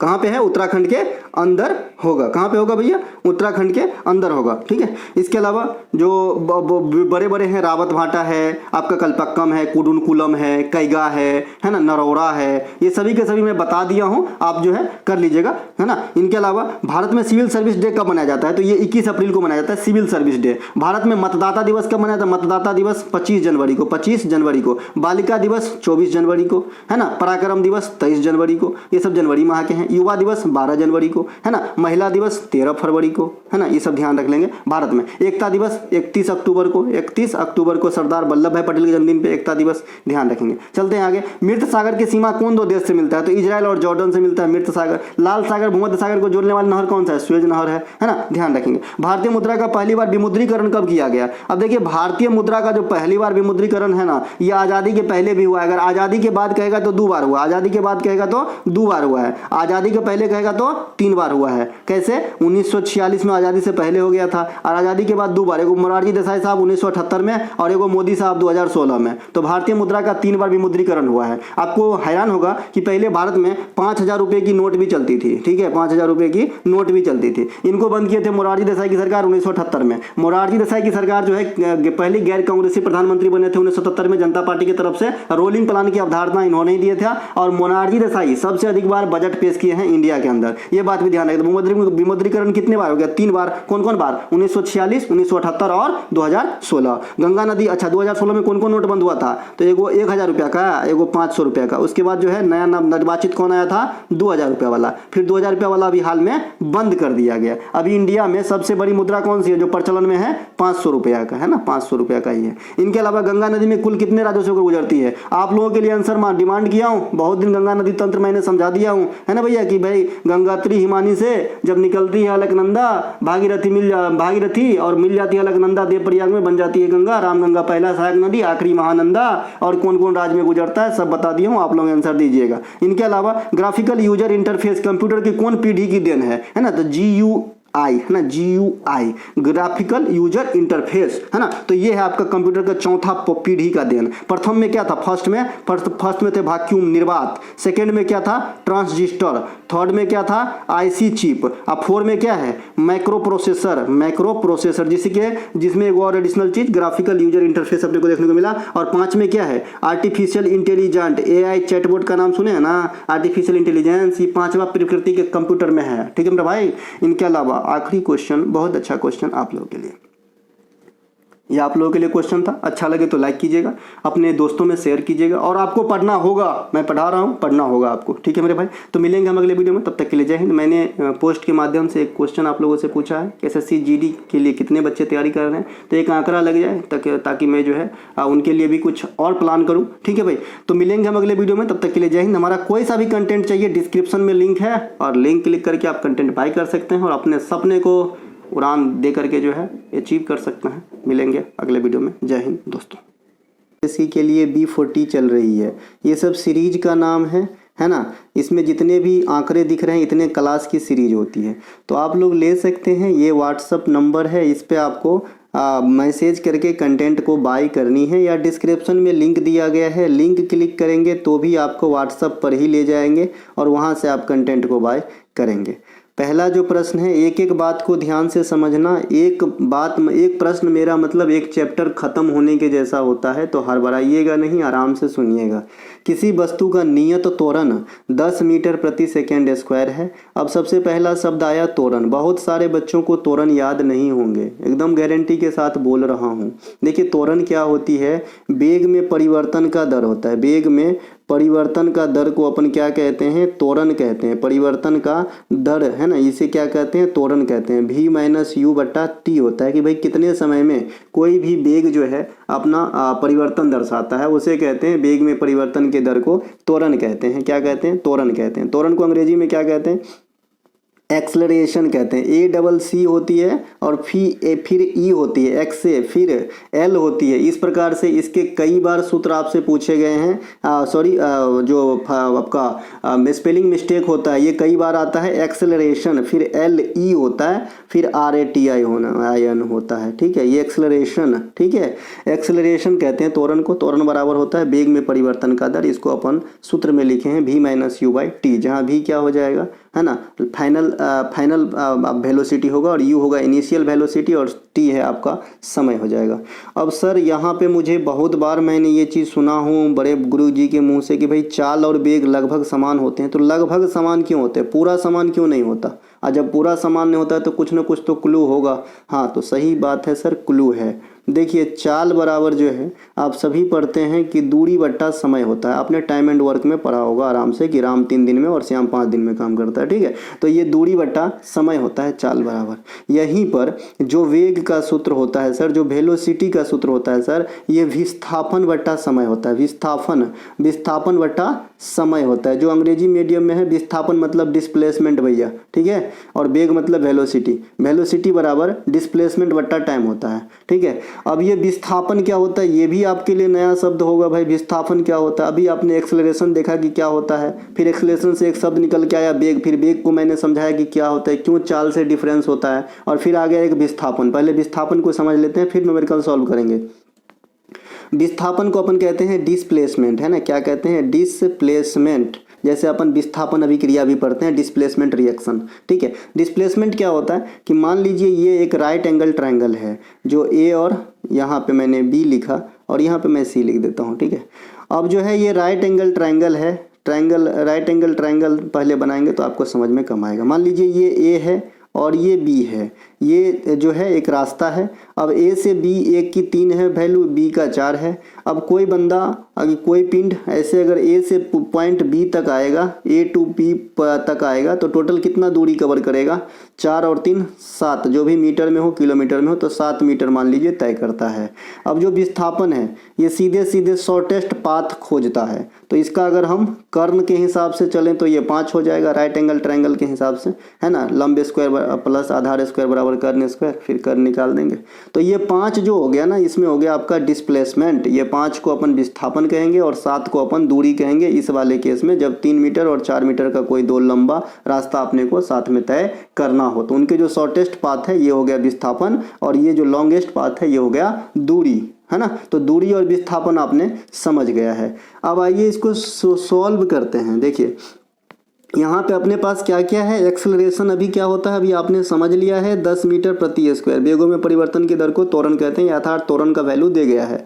इनके अलावा प्रारंभिक वेग इनिशियल वेलोसिटी का मान आपको दे गया है, आई भी लिख देता हूँ, 100 मीटर पर सेकेंड दे गया है। इसके बाद बोलता है कि भाई तो कितने समय के बाद, टी पता नहीं है हमें, टी पता नहीं है, पिंड का वेग तिगुना हो जाएगा। अब जो ऑब्जेक्ट है ना उनका वेलोसिटी बोल रहा है कि 3 टाइम हो जाएगा जो इनिशियल से, तो भाई 3 टाइम हो जाएगा, तो इसे हम वेलोसिटी फाइनल बोलते हैं। अब वेलोसिटी फाइनल अपने को 300 मीटर पर सेकेंड तक पहुंचाना है। अब इसको सॉल्व करने के लिए कौन सा सूत्र का इस्तेमाल करेंगे, तो गति के सूत्र का जो होता है उसे इस्तेमाल करेंगे। अब गति के भी कई सारे सूत्र होते हैं, तो इसमें कौन सा सूत्र लगेगा, तो पहला सूत्र लगेगा v बराबर u प्लस at वाला सूत्र लगेगा। ये सवाल रेलवे में पिछले 5 सालों में 4 बार पूछे गए हैं, ठीक है। अब v बराबर u प्लस at में अब इसे रख दीजिए, ठीक है। तो v बराबर v का वैल्यू कितना है, जो फाइनल आपका वेलोसिटी होगा 300, तो इधर हम रख दिए 300। u का वैल्यू कितना है 100, इनिशियल मतलब वेलोसिटी, ठीक है। इसके अलावा a और t, a कितना है भैया, a का वैल्यू है 10 और t का मान पता नहीं है हमें। यहाँ लाके इसे घटा लेंगे तो ये 200 हो जाएगा और 200/10 हो जाएगा आपका क्या, t का वैल्यू। यहाँ से 0 से 0 उड़ जाएगा, t का वैल्यू क्या आ गया 20 सेकेंड, है ना। तो 20 सेकेंड में ये पिंड का जो ऑब्जेक्ट का जो गति है वो तिगुना हो जाएगी, ठीक है। तो ये आपको न्यूमेरिकल सॉल्व किया है मैंने गति के इस वाले सूत्र से, और सभी चीज़ों का मीनिंग मैंने समझाया है। त्वरण क्या होता है, विस्थापन क्या होता है ना, वेग और चाल में क्या डिफरेंस है, कहाँ से डिफरेंस आती है, क्यों आती है, ये सब मैंने आपको बता दिया है। आशा करते हैं कि आप समझे होंगे। देखिए गति की और भी समीकरण है, एक तो ये वाले सूत्र का इस्तेमाल होती है, एक अपन बचपन से पढ़ते आए हैं, S बराबर ut plus half AT square, है ना, ut plus half AT square. ये अपन बचपन से पढ़ते आए हैं। इसमें अभी आपने u का मान तो समझ गए ना क्या होता है, ये इनिशियल किसी भी ऑब्जेक्ट का इनिशियल वेग होता है ना। हाफ का मतलब तो हाफ ही होगा, a का मतलब एक्सेलरेशन और t का मतलब समय। अब बला रह गया s, ये s क्या है सर, है ना, ये s क्या है सर, तो s क्या है डिस्प्लेसमेंट, विस्थापन, अभी बता दिया था, है ना। लेकिन इंडिकेट किससे करते हैं ये नहीं बताया था। विस्थापन क्या होता है बता दिए थे कि शॉर्टेस्ट दूरी होता है किसी पाथ का, ठीक है। तो ये विस्थापन बराबर initial velocity plus half acceleration into, है ना, टी स्क्वायर, ये होता है एक सूत्र। ये भी गति का ही सूत्र है। एक और सूत्र होता है गति का, 3 गो होता है, कभी कभी ये तीनों दे देगा और चौथा पूछेगा इनमें से कौन से गति के सूत्र एग्जिस्ट नहीं करता है, ठीक है भाई। तो एक होता है आपका v स्क्वायर, है ना, यानी फाइनल वेलोसिटी का स्क्वायर बराबर इनिशियल वेलोसिटी का स्क्वायर -2 इंटू एक्सलरेशन इंटू विस्थापन, एक वाला ये सूत्र होता है। तो 3 गो सूत्र आपको याद रखना ही रखना है, रेलवे के एग्जाम में जा रहे हैं, है ना, काम आएगी, ठीक है। तो इसको सॉल्व हमने कर दिया है, सभी जितने भी नए टर्म आए सभी का मीनिंग समझा दिए हैं कैसे होते हैं, तीनों गति का सूत्र लिख दिया। हम चलते हैं आगे। इनके अलावा फिरोज शाह मेहता द्वारा किस वर्ष मुंबई प्रेसिडेंसी एसोसिएशन, अच्छा वेग और चाल में थोड़ा सा यहाँ पे सॉरी दूरी और जो आपका विस्थापन है इनमें थोड़ा सा फर्क है, इसीलिए क्वेश्चन एग्जाम में बार बार आती है। जो दूरी अभी मैंने कहा कि भाई ये 3 था और ये 4 था, तो डिस्टेंस कितना था 7 मीटर, और विस्थापन यानी s यानी डिस्प्लेसमेंट कितना था 5 मीटर, ठीक है। तो ये क्या है, जो दूरी है ना ये अदिश राशि है सर, ये क्या है अदिश राशि है, और ये जो आपका विस्थापन है ये डिस्प्लेसमेंट है, ये क्या होता है सदिश राशि होता है। तो दोनों बात ध्यान रखेंगे, ये थोड़ा सा और डिफरेंस है, दूरी होता है अदिश और जो आपका विस्थापन होता है वो सदिश होता है। अब अदिश और सदिश क्या होते हैं, तो जिनमें दिशा और परिमाण दोनों हो वो क्या कहलाते हैं सदिश, जिसमें दिशा नहीं हो वो अदिश कहलाते हैं, ठीक है भाई। चलते हैं आगे। इनके अलावा फिरोज शाह मेहता द्वारा किस वर्ष मुंबई प्रेसिडेंसी एसोसिएशन की स्थापना की गई, तो ये किया गया था 1885 में फिरोज शाह मेहता के द्वारा मुंबई प्रेसिडेंसी एसोसिएशन की स्थापना। आज जो है थोड़ा सा जो मन नहीं लग रहा है पता नहीं क्यों, है ना। इनके अलावा जो आपका इंडियन ओलंपिक कमेटी है दोराबजी टाटा के द्वारा 1927 में बसाए गए थे, इन्हें ध्यान रख लेंगे। इनके अलावा जो आपका टिस्को है, टिस्को की स्थापना काफ़ी पूछे जाते हैं, ये 1907 में हुआ था टिस्को की स्थापना, तो इसे भी ध्यान रख लेंगे। इसके अलावा ये जो आपका 1944 देख रहे हैं ये आपका क्या होता है भैया, ये बॉम्बे प्लान है ना, बॉम्बे प्लान है, ये बॉम्बे प्लान दिया गया था उद्योगपतियों के द्वारा, ये बॉम्बे प्लान 1944 में आया था। ये जो 1866 देख रहे हैं ये east India east India association की स्थापना लंदन के अंदर किया गया था, किनके द्वारा? दादा भाई नौरोजी के द्वारा 1866 में। तो ये इनसे इधर जोड़ लेंगे, तो हर एक ऑप्शन को जोड़ लेंगे, और भी जो एक्स्ट्रा बताएं वो भी आप ध्यान रखिएगा, सभी काम के हैं। 1885 में आपके कांग्रेस का भी अधिवेशन मतलब स्थापना हुआ था एओ ह्यूम के द्वारा डफरिन के काल में। इनके अलावा मिर्थ घाटी, डेथ वैली क्यों प्रसिद्ध है? जो डेथ वैली है ना, मिर्थ घाटी है ना, ये कहाँ पे है? सबसे पहली सवाल तो ये जो डेथ वैली है ये आपका कैलिफोर्निया के अंदर है। कैलिफोर्निया ये कैलिफोर्निया कहाँ पे है? यूएसए के अंदर है। कहाँ पे है? यूएसए के अंदर है। तो ये जो डेथ वैली है इनका नाम क्यों है मिर्त घाटी? क्योंकि जो है ये एक रेगिस्तानी पट्टी है। क्या है भाई? रेगिस्तानी पट्टी है, रेगिस्तानी पट्टी है, और ये काफ़ी ज़्यादा उष्ण हो जाते हैं, हॉट हो जाते हैं, इसे डेथ वैली नाम दिया गया है। तो ये आपका आंसर हो जाएगा ऑप्शन नंबर सी, है ना। अत्यधिक उष्णता के कारण जो है इसे डेथ वैली नाम दिया गया है। तो ऑप्शन नंबर सी यहाँ पे राइट आंसर हो जाएगा। ठीक है मेरे भाई, डेथ वैली। इसके अलावा भारत की सिलिकॉन वैली आपसे पूछे जाते हैं, कहाँ पे है? Silicon valley. सिलिकॉन वैली कहाँ पे है? सिलिकॉन वैली ये कहाँ पे है? सिलिकॉन वैली भारत में। तो भारत में है आपका सिलिकॉन वैली बंगलुरु के अंदर, है ना, बंगलुरु के अंदर स्थित है। तो इन्हें भी ध्यान रख लेंगे। इसके अलावा जो मिर्त वाला शब्द है ना, इससे मिर्त सागर भी है, एक मिर्त सागर है। मिर्त सागर डेड सी, डेड सी जो है लबनीय झील है ना, लबनीय झील है। तो इन्हें भी ध्यान रखेंगे। एगो बौन झील होता है, ये बहुत ज़्यादा लबनीय झील है ना, लबनीय झील में बौन झील भी आता है, इसे भी ध्यान रखेंगे। मिर्त सागर को भी ध्यान रखेंगे। डेथ वैली कहाँ पे? कैलिफोर्निया में। क्या है? ये रेगिस्तानी पट्टी है। ये क्या होता है? उष्ण होते हैं बहुत ज़्यादा, इन्हें ध्यान रख लेंगे। दुनिया की सबसे बड़ी मरुस्थल कौन सा है? सहारा। मुझे आज तक ये समझ में नहीं आया इसका नाम सहारा कैसे है यार, इतना अच्छा नाम है ना, लेकिन अफ्रीका में है। ठीक है, तो ये जो है सहारा, है ना, मैं जानता हूँ ये जो प्लेट वाली सिस्टम है वहाँ से ये नाम पड़ा होगा प्राचीन काल में। ठीक है, ये सहारा है ना। इसके अलावा ये सहारा से पूछा जाता है ये कौन अफ्रीका में है? नॉर्थ अफ्रीका की साउथ अफ्रीका में? तो आप कहेंगे ये नॉर्थ अफ्रीका में है। ठीक है, इनके अलावा जो आपका पूछा जाता है कि ब्लैक पर्वत कहाँ है ना, ब्लैक पर्वत, ब्लैक पर्वत पूछा जाता है यहाँ पे। तो ब्लैक पर्वत या ब्लैक फॉरेस्ट भी कहते हैं। तो ये अपन जर्मनी के अंदर है, जर्मनी के अंदर है, ये पर्वतीय पट्टी है, जर्मनी के अंदर है। ठीक है, इन्हें ध्यान रखेंगे। ईडन गार्डन कहाँ पे है हो? ईडन गार्डन कहाँ पे है? ईडन गार्डन, ईडन गार्डन ये भी पहाड़ का पट्टी है ना। आप लोग बताइएगा ये ईडन गार्डन क्या है? ईडन गार्डन क्या है बताइएगा। चलते हैं आगे। अगला जो है हमारा सुपर 30 में से एक सवाल, ये क्वेश्चन वगैरह याद ही डायरेक्ट ही VVI करके ही रखना भाई। 2PbO + C, 2Pb + CO2 अभिक्रिया में किस अभिक्रिया का उदाहरण है? आप लोग बताएंगे। 2PbO है ना, ये आपका लेड ऑक्साइड है, इसको अपन कार्बन से प्रतिक्रिया करा दिए हैं, तो 2Pb बन रहा है, Pb को अलग कर दिया और अपन कार्बन डाइऑक्साइड प्रोडक्ट के रूप में 2 ले रहे हैं। तो ये कौन से अभिक्रिया होंगे? अवकरण, ऑक्सीकरण, रेडॉक्स या संयोजन? इसका राइट आंसर हो जाएगा रेडॉक्स अभिक्रिया। अब रेडॉक्स अभिक्रिया होने के लिए पहले रेडॉक्स अभिक्रिया को जानेंगे कि क्या होता है। देखिए, रेडॉक्स अभिक्रिया 2 शब्द से लिया गया है। रिडक्शन से रेड लिया गया है ना, रिडक्शन से क्या लिया गया है? रेड।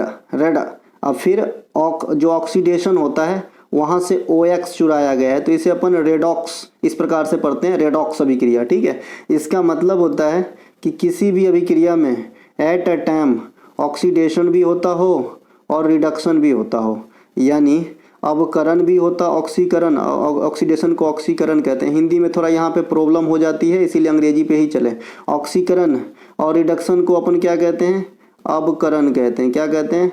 अवकरण कहते हैं। तो ये दोनों प्रक्रिया अगर किसी भी रिएक्शन में एक साथ घट रहा है तो इसे अपन क्या कहते हैं? रेडॉक्स अभिक्रिया कहते हैं। और ये 100% 99.9% केस में ऐसा ही होगा कि अगर किसी भी अभिक्रिया में ऑक्सीकरण हो रहा है तो अवकरण भी होता ही होता है ना। तो ऑक्सीकरण और अवकरण सिर्फ समझने के लिए अलग अलग है, बाद में चेन में जो रिएक्ट होता है वो साथ में ही होता है। आइए इसे देखते हैं। तो आंसर हो गया आपका रेडॉक्स अभिक्रिया। ये कैसे होते हैं आइए समझाते हैं। सबसे पहले अवकरण या ऑक्सीडेशन, अवकरण या रिडक्शन किसे कहते हैं? देखिए यहाँ पे जैसे जैसे समझा रहा हूँ एक बार मेरे साथ बोलेंगे, आपका काम हो जाएगा। देखिए ऑक्सीडेशन, या फिर इसे हम कहते हैं, स्क्रीन छोटा है तो शॉर्ट ही लिखना पड़ेगा, ऑक्सीडेशन, या हम इसे कहते हैं ऑक्सीकरण, है ना, ऑक्सीकरण। इसमें क्या होता है, एडिशन ऑफ ऑक्सीजन होता है। ऑक्सीजन को अपन जोड़ते हैं, है ना, और हाइड्रोजन को अपन घटाते हैं। यहाँ पे माइनस और प्लस से मैं काम चला लिया हूँ। प्लस मतलब जोड़ना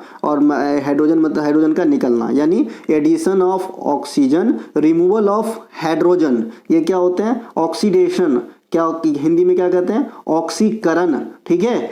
अगर इसमें और भी अगर आप डीप में जाएं तो आप कहेंगे अधातु, नन मेटल तत्व को जोड़ो और मेटल तत्व को निकालो, है ना। लेकिन ये वाला बहुत बिरले में ही आपको जो है काम आएगा, इसीलिए सिर्फ इतना ही याद रखना है ना। Addition of oxygen, removal of hydrogen क्या कहलाते हैं? ऑक्सीडेशन। ठीक है। अब हम आते हैं रिडक्शन के ऊपर।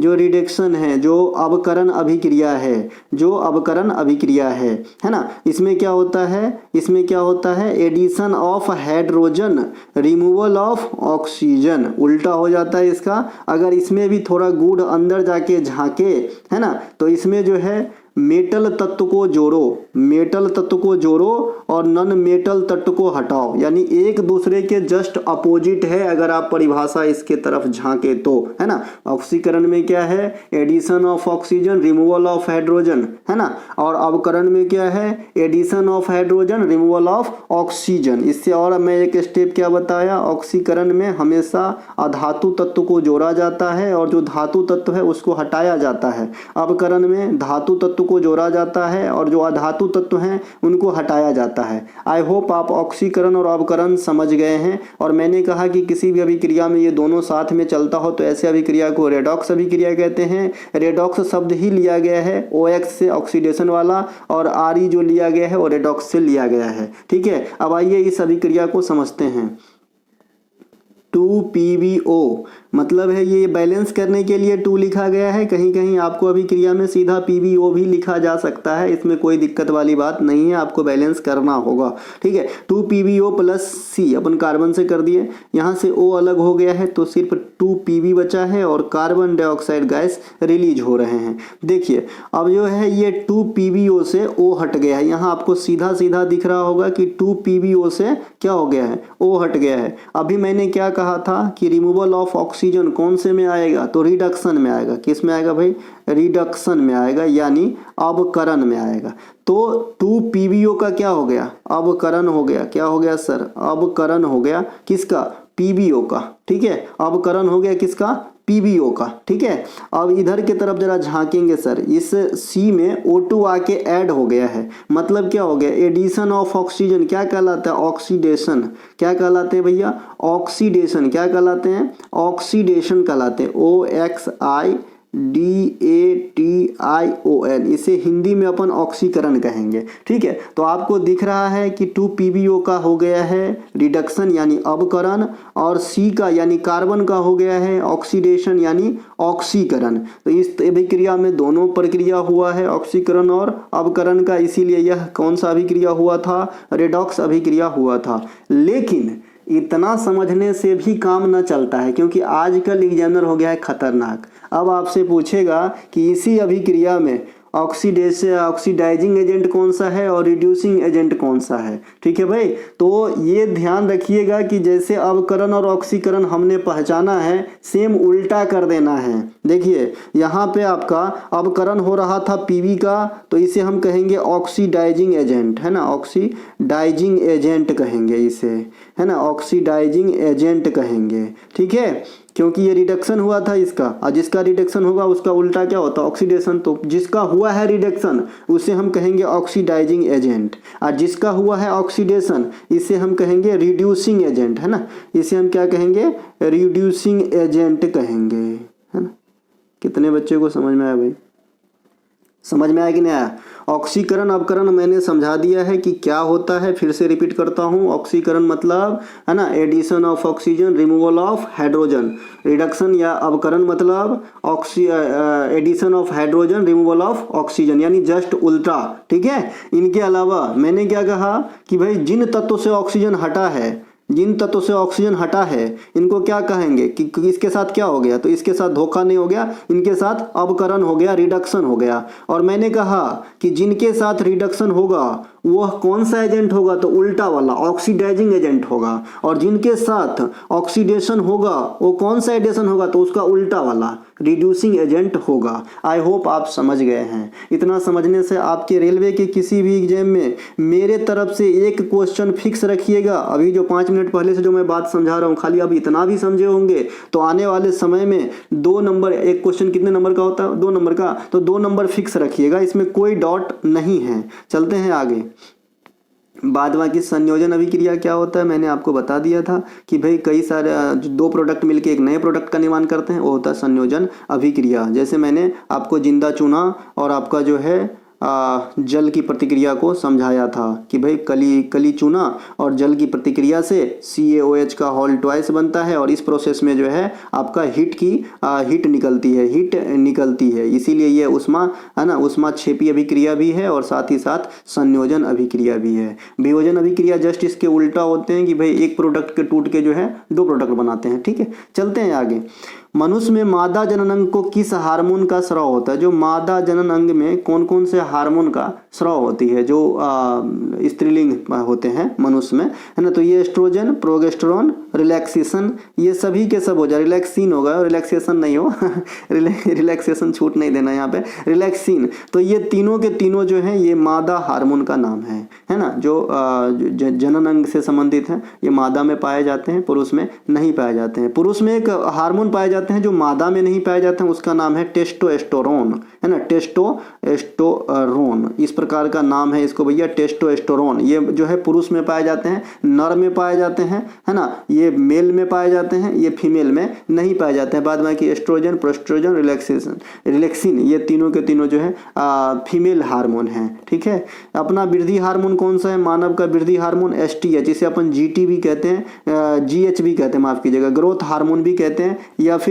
STH भी कहते हैं। ये कहाँ से निकलती है, बताया था पहले भी, ये पीयूष ग्रंथि से निकलती है सर, पीयूष ग्रंथि से। इसे मास्टर ग्लैंड या पिट्यूटरी ग्रंथि भी कहते हैं। ये मानव शरीर में सबसे छोटी ग्रंथि होती है जो मस्तिष्क में पाई जाती है, इन्हें ध्यान रखेंगे। इनके अलावा हार्मोन का स्रोत कहाँ से होता है, इंडोक्राइन या एक्सोक्राइन से, कोई भी बच्चा, तो इंडोक्राइन ग्रंथि से होती है हार्मोन का स्राव। हार्मोन जो है कहाँ पे रिलीज होता है, ब्लड के अंदर रिलीज होता है। और जो एंजाइम होता है वो कहाँ पे रिलीज होता है, तो एंजाइम जो है किसी विशेष नली के द्वारा जहाँ पे जरूरत है ना वहीं पे रिलीज होगा। जैसे खाना पचाने के लिए अभी चाहिए हमें, तो खाना कहाँ पे है, वहीं पे भेजा जाएगा डायरेक्ट। ठीक है, लेकिन जो ब्लड में आती है वो हार्मोन आती है, इसीलिए पंक्रियाज जो है मिश्रित ग्लैंड है, क्योंकि वो हार्मोन और एंजाइम दोनों का जो है स्त्राव करते हैं। भगवान महावीर को किस नदी के किनारे ज्ञान की प्राप्ति हुई थी, तो भैया भगवान महावीर हैं ये, तो ये निरंजना नदी के किनारे होगा, क्या फल्गु के होंगे, ऋजुपालिका के होंगे, कोसी के होंगे, तो ये हो जाएंगे आपके ऋजुपालिका नदी के किनारे। किसके होंगे, ऋजुपालिका नदी के किनारे, ऑप्शन नंबर C हो जाएंगे। देखिए भगवान महावीर ये जैन धर्म के गुरु हैं, है ना, जैन धर्म के प्रथम गुरु नहीं है ये जैन धर्म के 24वें तीर्थंकर हैं। जैन धर्म के प्रथम गुरु कौन है, ऋषभ देव हैं। कौन है, ऋषभ गलत लिखा गया, ऋषभ देव हैं, ये प्रथम गुरु ऋषभ देव हैं। 24वें गुरु भगवान महावीर हैं। भगवान महावीर कौन कुल के थे, है ना, तो आप कहेंगे इक्वाछु वंश के क्षत्रिय, है ना, इक्वाछु वंश के क्षत्रिय जो है गोत्र से, मतलब आप क्या कर सकते हैं, वर्ण से थे। ठीक है, इनके अलावा भगवान महावीर कौन भाषा में उपदेश दिए थे, तो आप कहेंगे प्राकृत भाषा में उपदेश दिए थे। जैन धर्म के 2 ऐसा शब्द जो हमेशा एग्जाम में आपका पीछा नहीं छोड़ता है, कौन कौन सा है भैया, अनेकांतवाद और स्यादवाद। कौन सा भैया, अनेकांतवाद और स्यादवाद। ये जो शब्द हैं ये जैन धर्म में, है ना, इस्तेमाल होती है। जैन धर्म के 2 पार्ट कौन कौन से हैं, श्वेतांबर और दिगंबर। कौन सा, श्वेतांबर और दिगंबर। जैन धर्म के 2 बैठक कहाँ कहाँ हुए थे, तो पहले पाटलिपुत्रा में हुए थे और दूसरा वल्लभी गुजरात के अंदर हुए थे। चूंकि ये द्विएगो हुआ है तो इनके अध्यक्ष का नाम भी पूछता है। द्विएगो न हुआ है जी, तो पहले का था स्थूलभद्र जो पाटलिपुत्रा में हुआ था, उनकी अध्यक्षता कौन कर रहे थे, स्थूलभद्र। आज जो गुजरात के वल्लभी में हुआ, इनका नाम था क्षमा सरबन। इस प्रकार से नाम थे इनका, है ना, क्षमा श्रवण। तो ये जैन धर्म की कुछ बातें हैं। इनके अलावा आते हैं निरंजना या फल्गु नदी। ये दोनों एक नदी का नाम है जहाँ पर भगवान बुद्ध को ज्ञान की प्राप्ति हुई थी। ठीक है, भगवान बुद्ध को निरंजना या फल्गु नदी के किनारे ज्ञान की प्राप्ति हुई थी। भगवान बुद्ध पाली भाषा में उपदेश दिए थे, है ना। भगवान बुद्ध पाली भाषा में दिए थे। भगवान बुद्ध का जन्म लुम्बिनी में और मृत्यु कुशीनारा में हुआ था। बुद्ध के जो 4 गो बैठक हुए बड़े बड़े, वो 4 गो किसके काल में? अजातशत्रु, कालाशोक, अशोक और कनिष्क के काल में। ठीक है, पहला हुआ आपका कहाँ पे? अजातशत्रु राजगीर, दूसरा कहाँ पे? कालाशोक वैशाली, तीसरा पाटलिपुत्रा में अशोक के समय और चौथा कुंडलवन कश्मीर में कनिष्क के समय हुआ था। ठीक है, तो ये बौद्ध धर्म और जैन धर्म के बारे में थोड़ा सा हमने आपको बताया है। ये है कि भाई भारत के 8 राज्यों, एक सेकेंड,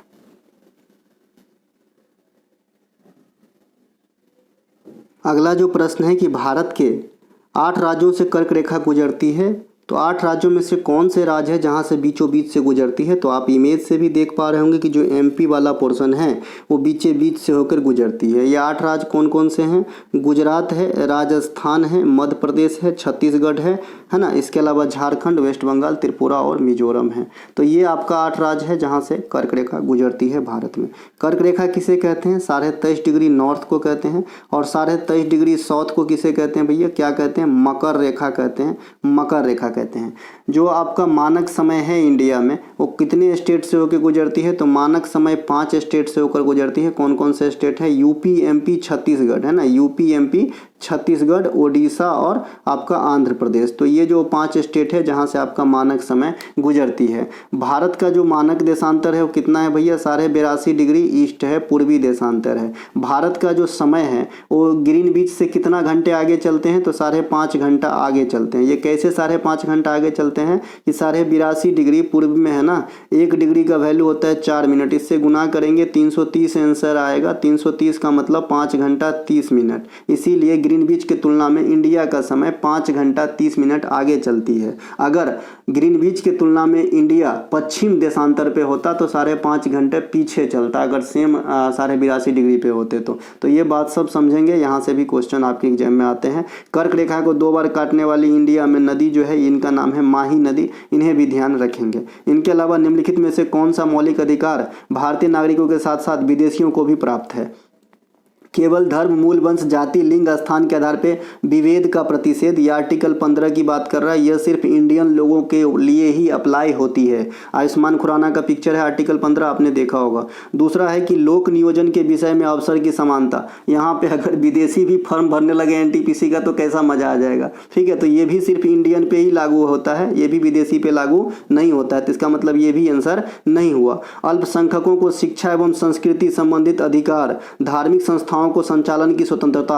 जो ऑप्शन नंबर सी है ये भी नहीं होगा, क्योंकि यहाँ पे जो माइनॉरिटी है उनको उनके धर्म और संस्कृति इत्यादि की रक्षा करनी है तो ये वाली अधिकार दी गई है ना। 29 में, ये आर्टिकल 29 की बात हो रही है। धार्मिक संस्थाओं को संचालन और स्वतंत्रता, ये आर्टिकल 26 की बात हो रही है। ये सभी पे लागू होती है। बहुत ही कंफ्यूजिंग क्वेश्चन है भाई, दोनों मिलता जुलता ही शब्द है कि भाई पहले वाले तो आप कह रहे हो कि संस्कृति संबंधित अधिकार विदेशियों को नहीं मिल रहा है, दूसरा में धार्मिक संस्थाओं को संचालन करने का मिल रहा है। तो हाँ भैया, ऐसे ही प्रावधान है। जो धार्मिक संचालन है ना संस्था, उनके लिए छूट है। ये विदेशी भी कर, जैसे ये विदेशी भी कर सकते हैं। और जो अल्पसंख्यक है ना, जो माइनॉरिटी है, उनके लिए जो शिक्षा एवं संस्कृति संबंधित अधिकार है ये सिर्फ उन्हें ही प्राप्त होता है, सिर्फ इंडियन को ही प्राप्त होता है आर्टिकल 29 के अनुसार। लोक नियोजन के अवसर की समानता आर्टिकल 16 की बात करता है। धार्मिक संस्थाओं को संचालन की स्वतंत्रता आर्टिकल 26 की बात करते हैं।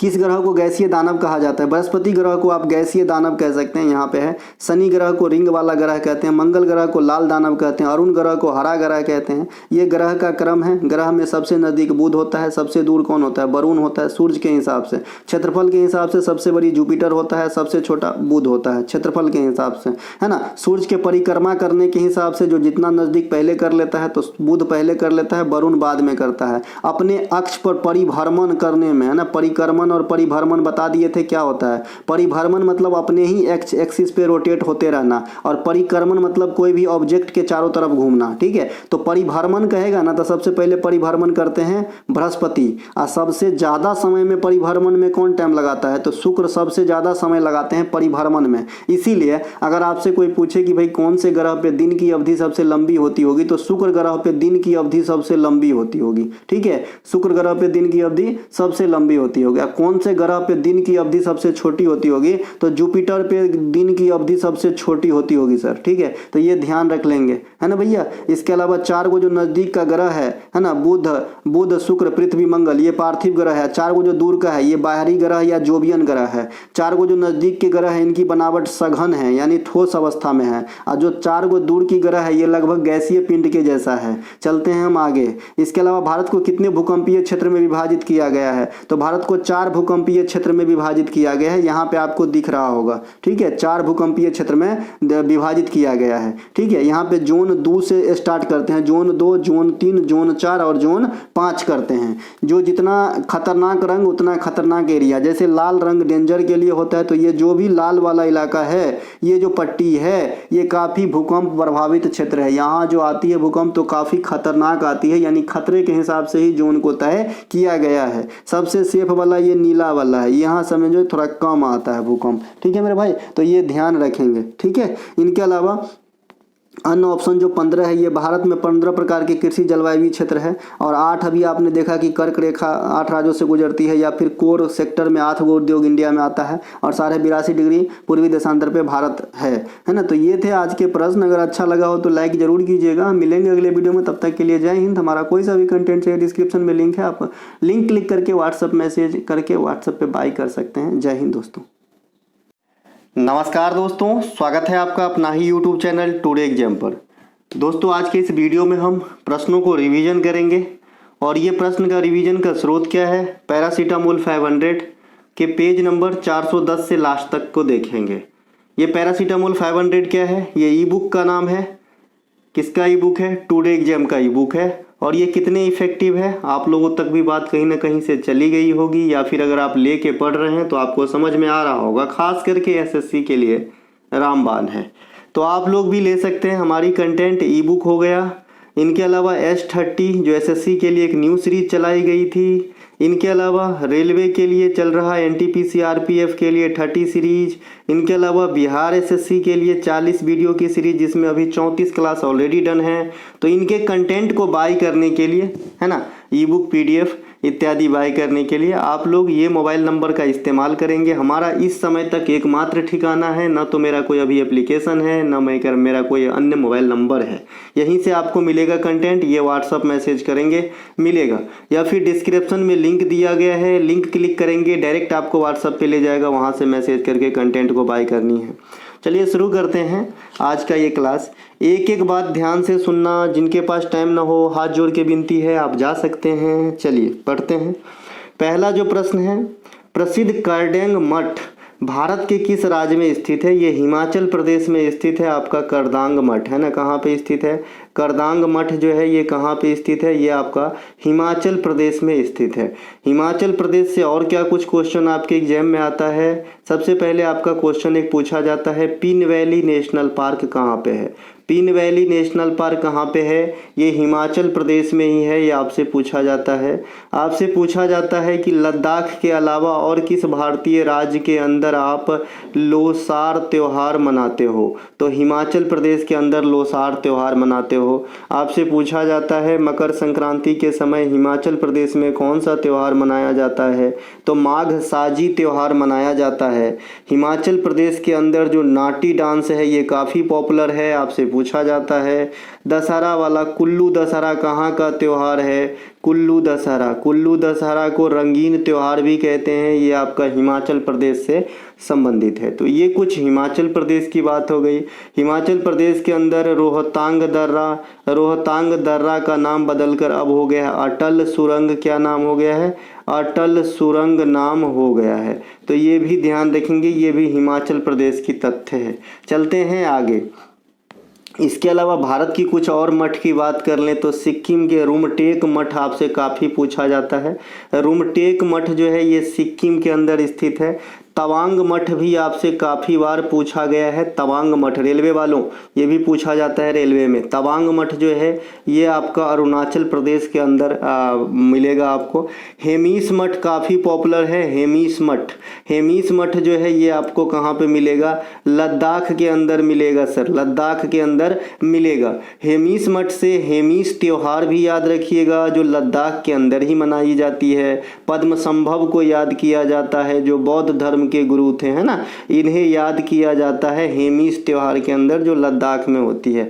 हेमीस से ही आपको याद रखना है हेमीस नेशनल पार्क भी है। कहाँ पे? लद्दाख के अंदर स्थित है। और इसमें जो विशेषकर पाए जाते हैं स्नो लियोपर्ड्स, हिम तेंदुआ का जो है अच्छा खासा जगह है, क्लाइमेट होती है यहाँ पे पाए जाने के लिए। ठीक है मेरे भाई, तो ये सब ध्यान रख लेंगे लद्दाख से, मठ से। अच्छा, मठ कौन से धर्म से संबंधित शब्द होंगे? तो बौद्ध धर्म से संबंधित शब्द होंगे। इतने बात होने के बाद तो समझ ही गए होंगे।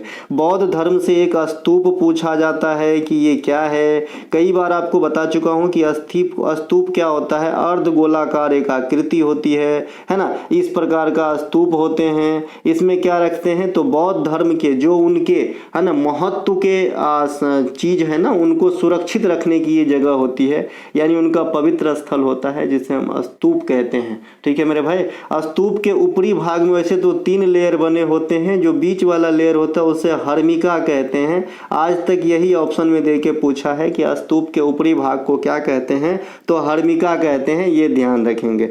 बौद्ध धर्म से, अगर बौद्ध धर्म से अलग हट के इनसे रिलेटेड एक क्वेश्चन की बात करें तो आपसे पूछता है सरकार कि भाई कौन से राजा हैं जो धम्म को अपना लिया था? धम्म लिखा रहता है, यहाँ पे धर्म नहीं लिखा रहता है। कई बार एसएससी आपके एग्जाम में बहुत सारे हिंदी के टर्म आपको टेस्ट कर रहा होता है कि आपको नॉलेज है या नहीं। जैसे मैं एक एग्जाम्पल दूं, आपसे पूछता है कि बर्मा की राजधानी कहाँ है? तो नेपीता। कहीं कभी कभी क्या लिखा रहता है? नेपीता, अलग अलग। ठीक है मेरे भाई, तो ऐसे आपको पहचानना होगा, नहीं तो वहाँ व्याकरण मत पढ़ने लिखना कि ये गलत है तो हम आंसर ही नहीं देंगे, है ना, उतना तो चलता है भाई। फिर अंग्रेजी वाला ऑथेंटिक रहता है, ऊपर में ही लिखा रहता है। ठीक है, तो धम्म लिखा रहता है, वहाँ पे पूछता है आपसे कि कौन से राजा धम्म को अपना लिए थे? तो अशोक जो है ये धम्म को अपना लिए थे कलिंगा युद्ध के बाद। फिर एक क्वेश्चन आपसे और पूछता है कि ये जो कलिंगा का युद्ध हुआ है ना, कलिंग युद्ध हुआ 261 BC में हुआ था, तो अशोक अपने गद्दी संभालने के कितने वर्ष के बाद जो है ये युद्ध किए थे? तो 8वें वर्ष में किए थे। ये सब ध्यान रखेंगे, ऐसे ऐसे क्वेश्चन पूछता है। देखिए मैं करडोंग मठ से चला था, लगभग कई सारे मतलब चीज़ों को जो है यहाँ पे मैंने बता दिया है। यही मेरी स्टाइल है, इतना झेल पाओ तो पढ़िए हमारे पास, है ना। चलिए आगे चलते हैं। अंबेडकर रोजगार प्रोत्साहन योजना किस राज्य सरकार के द्वारा चलाई जाती है? ये उत्तर प्रदेश राज्य सरकार के द्वारा चलाई जाती है। अंबेडकर जो आपका ये योजना है, अंबेडकर रोजगार प्रोत्साहन योजना उत्तर प्रदेश में चलती है। इसके अलावा यहाँ पे और भी कई सारी योजना चलती है उत्तर प्रदेश में, जिसमें आपका सबसे ज़्यादा फेमस और 2-3 बार पूछे गए कुछ ही दिनों में पंचामृत योजना, क्योंकि ये किसानी से संबंधित था, ये गन्ना वाला योजना है। पंचामृत योजना ये भी चला गया था। अभी जो है आपका सुमंगला योजना जो चला है, ये भी आपसे काफ़ी बार पूछा जाता है, सुमंगला योजना।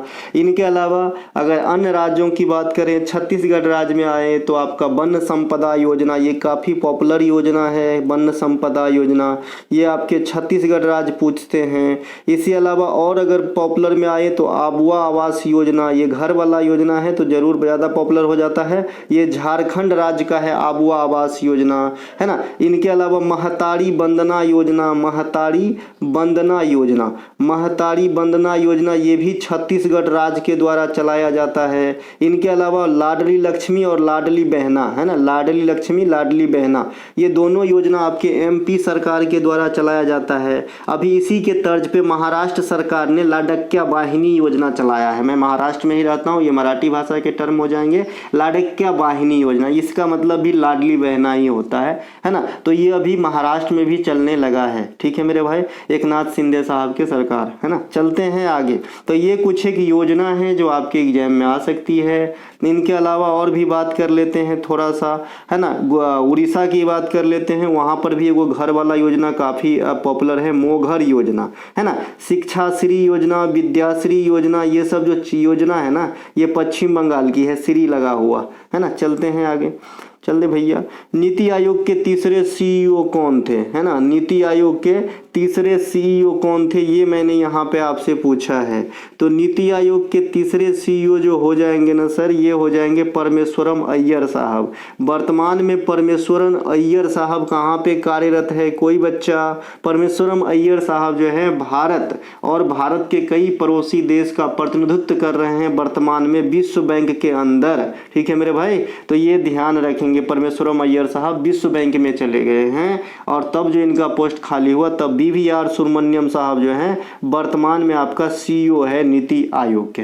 नीति आयोग में अब तक कितने सीईओ हुए हैं, तो 4 हुए हैं। यहाँ से कथन के रूप में आपके अच्छे एग्जाम में क्वेश्चन आएंगे कि तीसरा कौन थे, दूसरा, चौथा, पहला कौन थे, ठीक है। तो पहला आपका सिंधु श्री खुल्लर मैडम, SSK, ठीक है भाई, सिंधु श्री खुल्लर मैडम एकमात्र जो है महिला अब तक नीति आयोग के अंदर, है ना, आपका सीईओ बनी है ना। तो इसे ध्यान रखेंगे। इसके बाद दूसरा थे अमिताभ घोष भी है एक जो राइटर है, ये अमिताभ कांत साहब थे। तीसरा हुए परमेश्वरम अय्यर साहब, PA साहब, और चौथा अभी BVR सुब्रमण्यम साहब। तो ये 4 ही आपके जो है नीति आयोग के अंदर सीईओ का जो है अभी तक हुए हैं, ठीक है मेरे भाई। इनके अलावा हम चलते हैं आगे। इनके अलावा बात करते हैं अपन, नीति आयोग की सीईओ हो गया। इनके अलावा नीति आयोग में अध्यक्ष तो आपका PM ही होता है, जब से बना है तब से मोदी साहब ही हैं, 2015 में बना था। इनके अलावा और भी बात कर लें, इसके प्रथम उपाध्यक्ष अरविंद पनगड़िया थे और वर्तमान उपाध्यक्ष जो है वो कौन है, सुमन कुमार बेरी है, सुमन कुमार बेरी, है ना। तो ये सब ध्यान रख लेंगे। चलते हैं आगे। इसके अलावा 1983 के वर्ल्ड कप के फाइनल मैच में कपिल देव ने कितने रन बनाए थे? आने वाले समय के लिए क्वेश्चन इस प्रकार से ही पूछे जाते हैं जो सुसज्जित आपको ई बुक में मिलेंगे। 1983 के वर्ल्ड कप के फाइनल मैच में कपिल देव ने मात्र 15 रन बनाए थे।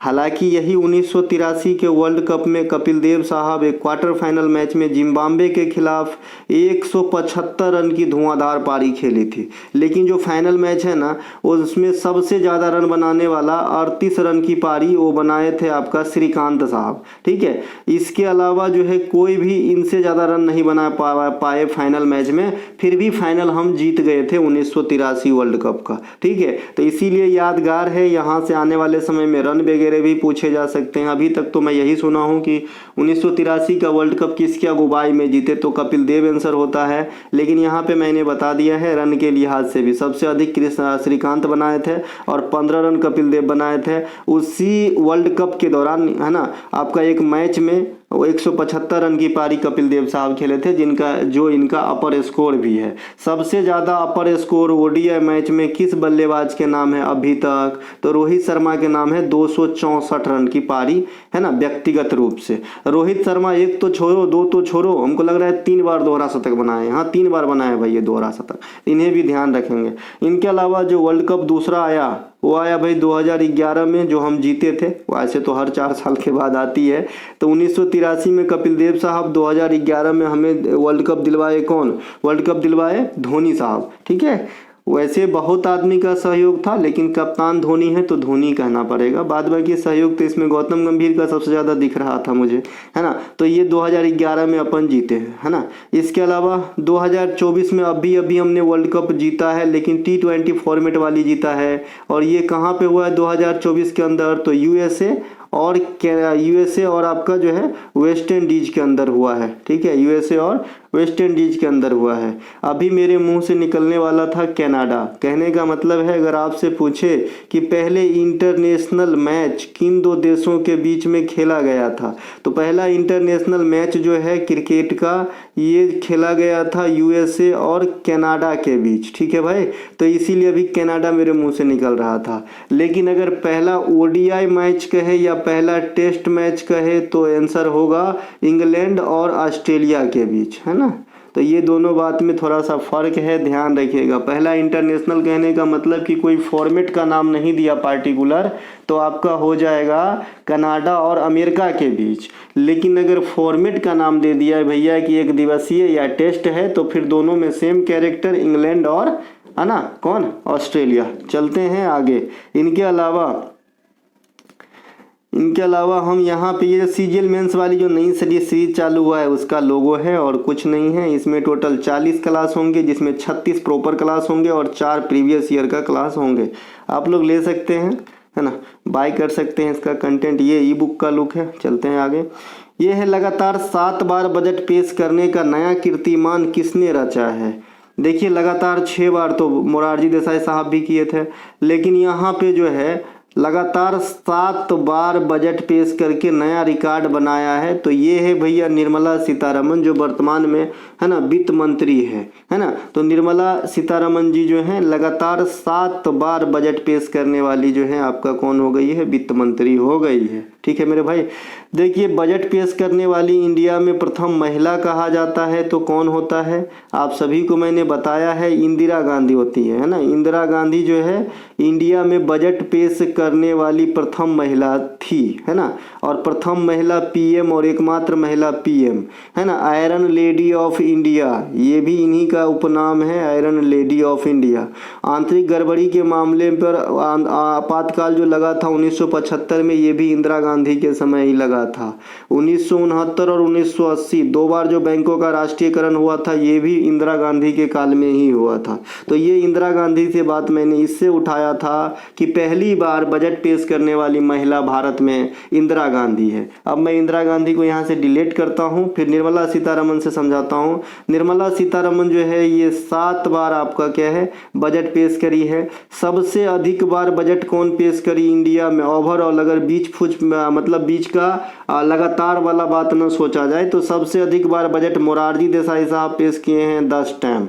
इनके अलावा बजट स्वतंत्र भारत में पहली बार कौन पेश किए हैं, सनमुखम शेट्टी, है ना, सनमुखम शेट्टी, चेट्टी नाम होता है एक्चुअली इनका, है ना, सनमुखम चिट्टी। ये है भैया आज़ाद भारत के प्रथम बजट पेश करने वाला। और जॉन मथाई जो है आपका, है ना, जॉन मथाई जो है ये गणतंत्र भारत के प्रथम बजट पेश किए थे। तो ये बजट वाली बात हो गई। अब बजट की आर्टिकल देखते हैं, आर्टिकल 112 है ना। एक आपसे क्वेश्चन पूछता है विनियोग विधेयक, तो जो विनियोग है ना ये 114 में है। एक आपसे पूछता है धन विधेयक, ये 110 में है। आपसे पूछता है कि कोई भी विधेयक संसद के द्वारा पारित होने के बाद राष्ट्रपति के पास स्वीकृति के लिए किस अनुच्छेद के अनुसार भेजे जाते हैं, तो अनुच्छेद 111 आंसर करना है।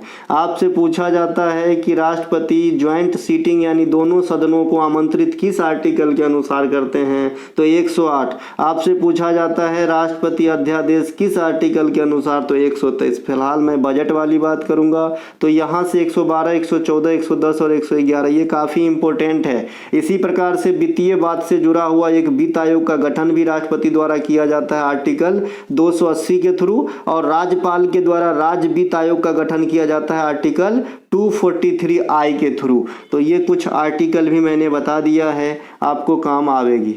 इनके अलावा भारत कब तक मलेरिया मुक्त होने का लक्ष्य रखा है। अब देखिए भारत जो है ये आपका मलेरिया मुक्त होने का लक्ष्य रखा है 2030 तक। कब तक भैया, 2030 तक जो है भारत मलेरिया मुक्त होने का लक्ष्य रखा है, इसे ध्यान रखेंगे।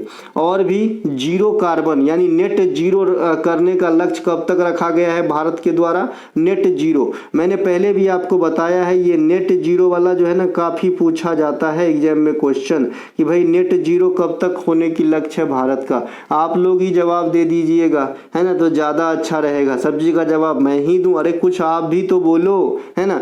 चलिए देखिए मलेरिया का जो है, मलेरिया पर भी काफ़ी क्वेश्चन आते हैं। जैसे सबसे पहले मलेरिया किससे होता है, तो परजीवी से होता है ना। कौन से परजीवी से, माफ़ कीजिएगा इसे तो हम नहीं कह सकते, परजीवी मतलब प्लाज्मोडियम कहना ये चाहिए यहाँ पे, है ना। तो प्लाज्मोडियम से होता है, प्लाज्मोडियम परजीवी कहिए, अमीबा कहिए, है ना। तो ये हो जाएगा आपका। इनके वाहक कौन है, मादा एनोफिलीज मच्छर वाहक है, मादा एनोफिलीज मच्छर वाहक है। मलेरिया में क्या होता है आप सभी को पता होगा।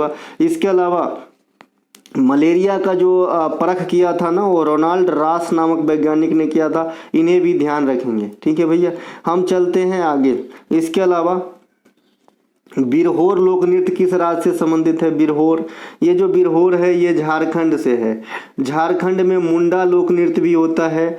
झारखंड में जनजातीय त्यौहार सबसे फेमस सरहूल है, तो इसे ध्यान रखेंगे। झारखंड के अंदर ये सब आपका झारखंड में चल जाती है। झारखंड में छऊ भी चल जाएगी। छऊ 3 जगह चलती है, तो झारखंड में भी, उड़ीसा में भी और पश्चिम बंगाल में भी चल जाती है ना। झारखंड में और भी आएंगे तो पाइका भी आ जाएगा। पाइका पाइका पाइका डांस झारखंड में आ जाती है। कर्मा में थोड़ा सा फर्क है। कर्मा आपको झारखंड के साथ साथ छत्तीसगढ़ में भी देखने को मिल जाती है ना। उसी प्रकार से झूमर, ये झूमर बिहार में स्पेशली दुर्गा पूजा पे नृत्य होती है, लेकिन झारखंड में भी देखने को मिल जाती है। तो ये कुछ एक बात जो विरोध करता है एक जगह का, वैसा मैं जनरली नहीं बताना चाहता हूँ, या फिर बताना चाहता हूँ तो पूर्णतः समझेंगे तो, क्योंकि मैं ये जो दोनों बात बताया कि भाई जो ये कर्मा है ये झारखंड में भी और छत्तीसगढ़ में भी, तो दोनों में से कोई एक ही ऑप्शन रहेगा। अगर दोनों ऑप्शन है तो फिर जिधर तक की तरफ ज़्यादा झुकाव है उसको आंसर करेंगे। जैसे छठ पूजा बिहार का फेमस है, वैसे इसका मतलब ये नहीं कि उत्तर प्रदेश में नहीं होता है, उत्तर प्रदेश में भी होता है। अगर उत्तर प्रदेश और बिहार दोनों ऑप्शन में है तो स्वाभाविक सी बिहार आंसर मारना है। और मान लीजिए मैं 4 स्टेट का नाम देता हूँ, उत्तर प्रदेश, मध्य प्रदेश, छत्तीसगढ़ और राजस्थान, और छठ पूजा पूछा है, तो क्या आंसर करना है? तब उस केस में हमें उत्तर प्रदेश के साथ जाना होगा, क्योंकि पता है कि बिहार से इनकी सीमा लगती है और इनकी जो सीमावर्ती इलाका है वहाँ पे कुछ लोग मनाते होंगे और या फिर मनाते हैं। ठीक है, तो इस प्रकार से थोड़ा सा सोच डेवलप करना होगा। इनके अलावा भीमराव अंबेडकर के द्वारा मंदिर प्रवेश आंदोलन कब चलाया गया था? तो 1927 में चलाया गया था मंदिर प्रवेश आंदोलन भीमराव अंबेडकर साहब के द्वारा। भीमराव अंबेडकर साहब से काफ़ी क्वेश्चन आपके एग्जाम में आते हैं। सबसे जो कॉमन क्वेश्चन है कि आर्टिकल 32 को अंबेडकर साहब ने क्या कहा था? तो संविधान का आत्मा माने थे। ये आर्टिकल 32 संवैधानिक उपचारों का अधिकार है, ये मौलिक अधिकार फंडामेंटल राइट का आखिरी तो 35 है, मतलब इसके अंतर्गत है। इनके अलावा इसी के तहत सुप्रीम कोर्ट जो है रिट जारी करते हैं, और इसी के तहत एक कॉमन मैन, आम आदमी, सीएम साहब है ना, कॉमन मैन, ये आप जो है सुप्रीम कोर्ट तक जा सकते हो ये वाली आर्टिकल का प्रयोग करके, 32 का प्रयोग करके, अगर आपका मौलिक अधिकार में किसी न किसी रूप में हनन किया गया हो तो। ठीक है, इनके अलावा जो आपका भीमराव अंबेडकर साहब है, इनका एक किताब काफ़ी बार पूछा जाता है, वेटिंग फॉर वीजा, है ना, ये किताब है, ये आपसे पूछते हैं, ये भीमराव अंबेडकर साहब का किताब है। इनके अलावा भीमराव अंबेडकर साहब से तीनों गोलमेज सम्मेलन में भाग लेने वाले भारतीय 30, 31, 32, तो ये भीमराव अंबेडकर साहब ये लंदन गए थे।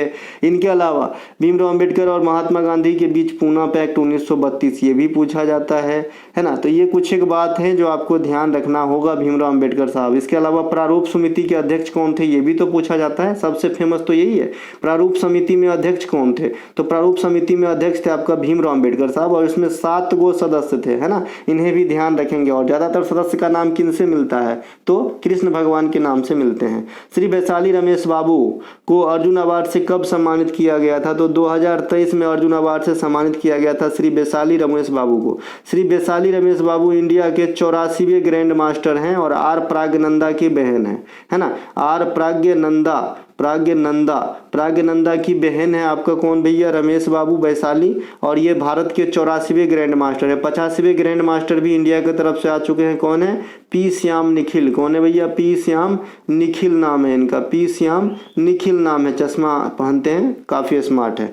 इनके अलावा ये हो गया प्रथम ग्रैंड मास्टर, आप सभी को पता होगा विश्वनाथ आनंद साहब हैं, आनंद साहब है ना, आनंद साहब है। और इस समय इंडिया में सबसे कम उम्र के ग्रैंड मास्टर कौन है? डी गुकेश। जिस बच्चे को नहीं पता है 100% आर प्राज्ञनंदा आंसर लगा देंगे और दिक्कत में आ जाएंगे। अभी सबसे कम उम्र के ग्रैंड मास्टर इंडिया में कौन है वर्तमान समय तक? डी गुकेश। और विश्व में सबसे कम उम्र के ग्रैंड मास्टर वर्तमान समय तक अभिमन्यु मिश्रा है, जो अमेरिका की तरफ से हैं। तो ये सब ध्यान रख लेंगे। 2023 के लिए कितने अर्जुन अवार्ड दिए गए थे? 26। कल के क्लास में मैंने सभी खेल प्राइज पे बात कर लिया था, तो सेम बात मैं यहाँ पे स्कीप करता हूँ। चुंबकीय प्रवाह का सीजीएस मात्रक क्या होता है? चुंबकीय प्रवाह का अगर सीजीएस मात्रक, देखिए मात्रक अगर सीजीएस और एसआई पूछ रहा है तो इसका मतलब ये नहीं है कि दोनों को जो है ना एक ही जैसा अपने को मिला देना है, ऐसा नहीं करना है, दिक्कत में आ जाओगे। ठीक है। एसआई वाला जो है ज़्यादातर वैल्यू मान्य है, पहले ये सब भी सीजीएस वगैरह भी चलता था, एमकेएस भी चलता था, ठीक है। तो सीजीएस में अगर आपका चुंबकीय प्रवाह का वैल्यू पूछ रहा है तो मैक्सवेल होता है, मात्रक क्या होता है, मैक्सवेल होता है चुंबकीय प्रवाह का, ठीक है। चुंबकीय फ्लक्स का आजकल काफ़ी पूछे जाते हैं, तो उसका होता है वेबर, क्या होता है, वेबर। चुंबकीय फ्लक्स का, मैग्नेटिक फ्लक्स का, एमएफ का क्या होता है भैया, वेबर होता है मात्रक, वेबर, देवर नहीं है ये, वेबर है, वेबर।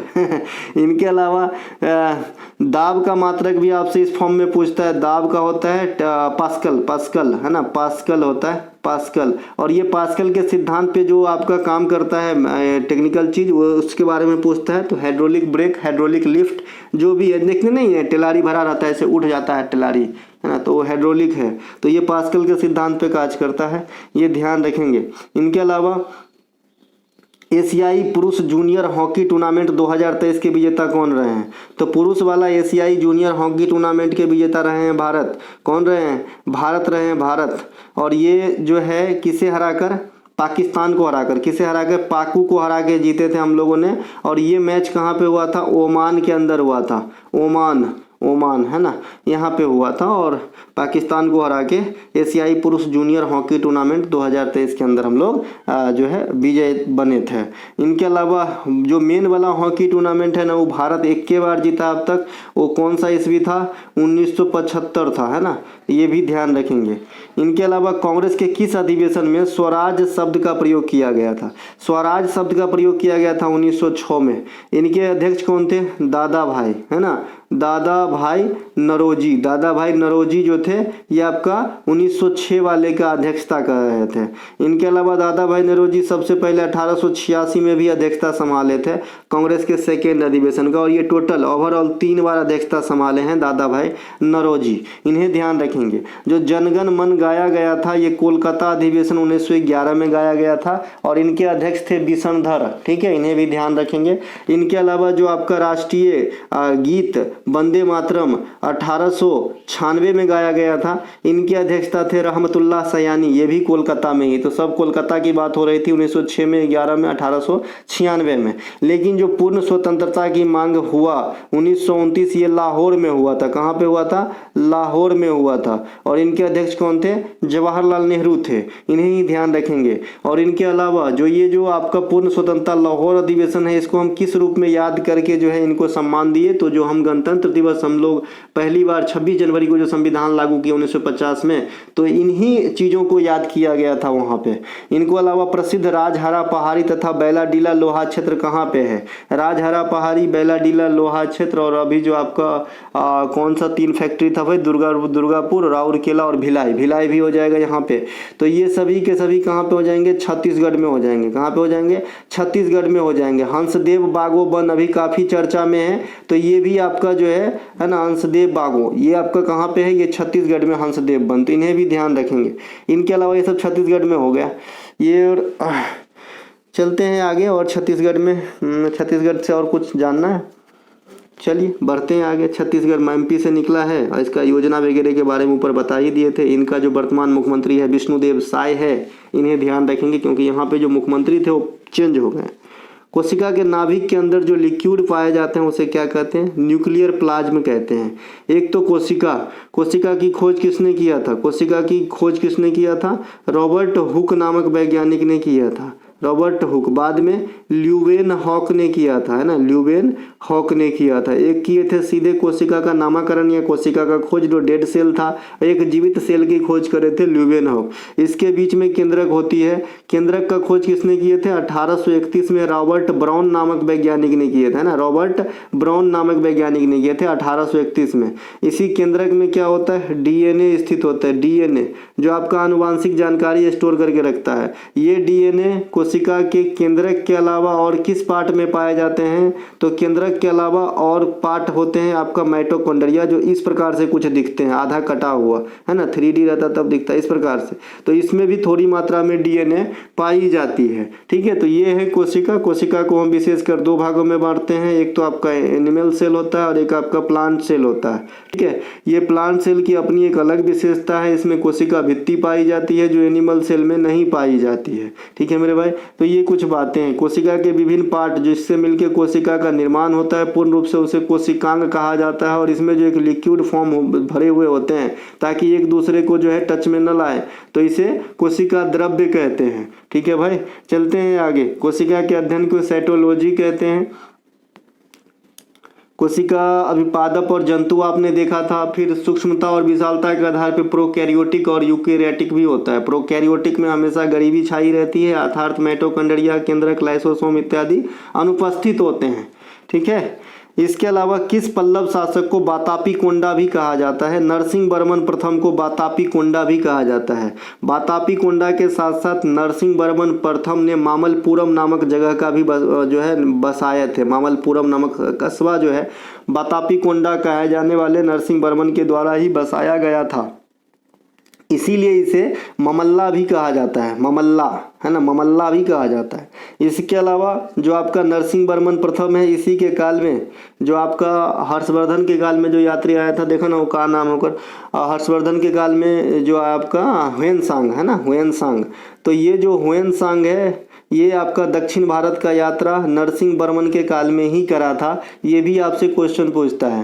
ह्वेनसांग को यात्रियों का राजकुमार कहा जाता है ना, यात्रियों का राजकुमार कहा जाता है। सीजीएल में भी पूछता है ये क्वेश्चन। इनके अलावा ये जो ह्वेनसांग हैं, सीयू के करके एक लेख लिखे थे, ये भी पूछे जाते हैं। ह्वेनसांग नालंदा से जुड़े रहे थे, नालंदा से, ये भी पूछे जाते हैं। नालंदा विश्वविद्यालय के फाउंडर कुमार गुप्त प्रथम है, फर्स्ट है, ये भी ध्यान रखिएगा। और अभी अभी इसको जो है जीर्णोद्धार किया गया है नालंदा विश्वविद्यालय को। ठीक है मेरे भाई। इसके अलावा जो आपका यहाँ पे सैफ चैंपियनशिप 2023 का फाइनल मैच कौन स्टेडियम में हुआ? तो कांतिरावा स्टेडियम। और ये कहाँ पे है? तो ये बेंगलुरु में है। विजेता कौन रहा? तो इंडिया। कौन रहा भाई? सैफ चैंपियनशिप 2023 के विजेता भी इंडिया है। ये मैच हुआ था आपका कांतिरावा स्टेडियम बेंगलुरु के अंदर। आईपीएल 2024 का फाइनल मैच कहाँ हुआ था? एमए चिदंबरम नाम है ना, एमए चिदंबरम, इस प्रकार के स्टेडियम में हुआ था। ठीक है, इन्हें भी ध्यान रखेंगे।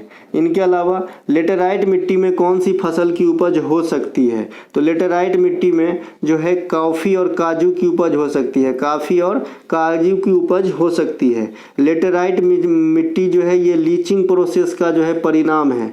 लीचिंग प्रोसेस कैसे होता है? वर्षा के कारण होता है, वर्षा के कारण होता है। यह अत्यधिक उपजाऊ होता है कि कम उपजाऊ? तो कम उपजाऊ होता है, ये कम उपजाऊ होता है। तो कॉफ़ी और काजू की खेती यहाँ पे आपको हो जाएगा। इनके अलावा इसी प्रकार से क्वेश्चन पूछा जाता है, करेवा वैली में किस चीज़ की खेती संभव है? तो करेवा वैली में केसर की खेती होती है। अब केसर से आप समझ गए होंगे कि जम्मू कश्मीर की बात हो रही है, क्योंकि अगर केसर की खेती हर जगह होता तो हम भी आज थोड़ा बहुत तो पैसा रखते थे। ठीक है, क्योंकि हमारे पास भी थोड़ा बहुत खेत है, एक आध कट्ठा है ना, तो उनमें कर लेते हैं हम, है ना। इनके अलावा जो है आपका लोकसभा का गठन कब किया गया था? देखिए मिट्टी में मैं बहुत बार बता चुका हूँ, मिट्टी से जितने भी क्वेश्चन आपके एग्जाम में आते हैं, सबसे पहले मिट्टी के अध्ययन को पीडियोलॉजी कहते हैं। इंडिया में सबसे ज़्यादा जलोढ़ मिट्टी है जो लगभग 44% भाग पे है। जलोढ़ मिट्टी खासकर गंगा के मैदानी भाग या मध्य भारत में पाए जाते हैं। ये काफ़ी उपजाऊ होते हैं, जो हर प्रकार के फलों को उपजाते हैं, फसलों को उपजाते हैं। इनके अलावा दूसरे स्थान पे है लाल मिट्टी, तीसरे स्थान पे है काली मिट्टी। काली मिट्टी डेक्कन ट्रैप में पाए जाते हैं। डेक्कन ट्रैप इंडिया के 8 राज्यों से होकर गुजरते हैं। काली मिट्टी को कपासी मिट्टी, रघुवर मिट्टी भी कहा जाता है। इसे बेसाल चट्टान के क्षरण से निर्माण होती है इसका। तो इतनी जो मिट्टी वाली जानकारी है जरूर अपने पास रखें। अगर इतना है तो, और अगर कुछ पूछता है ना तो आप सुनो छांट दोगे मेरे भाई, तो जानकारी रखना बहुत जरूरी है। इनके अलावा कपास की खेती अच्छी होती है काली में। और जो जलोढ़ मिट्टी है उसका स्रोत क्या है? नदी के द्वारा लाया गया बहा के मिनरल्स, है ना। लोकसभा का गठन, अच्छा खादर बांगर पूछा जाता है। मैंने बताया था बौ से बांगर, बौ से बंजर, बंजर मतलब कुछ ना उपजना, तो बांगर मतलब पुराना, खादर मतलब नया। लोकसभा का गठन कब किया गया था? 13 मई 1952 को। लोकसभा की संरचना तो पता ही होगा, 550 सदस्य हो सकते हैं। पहले 552 होता था।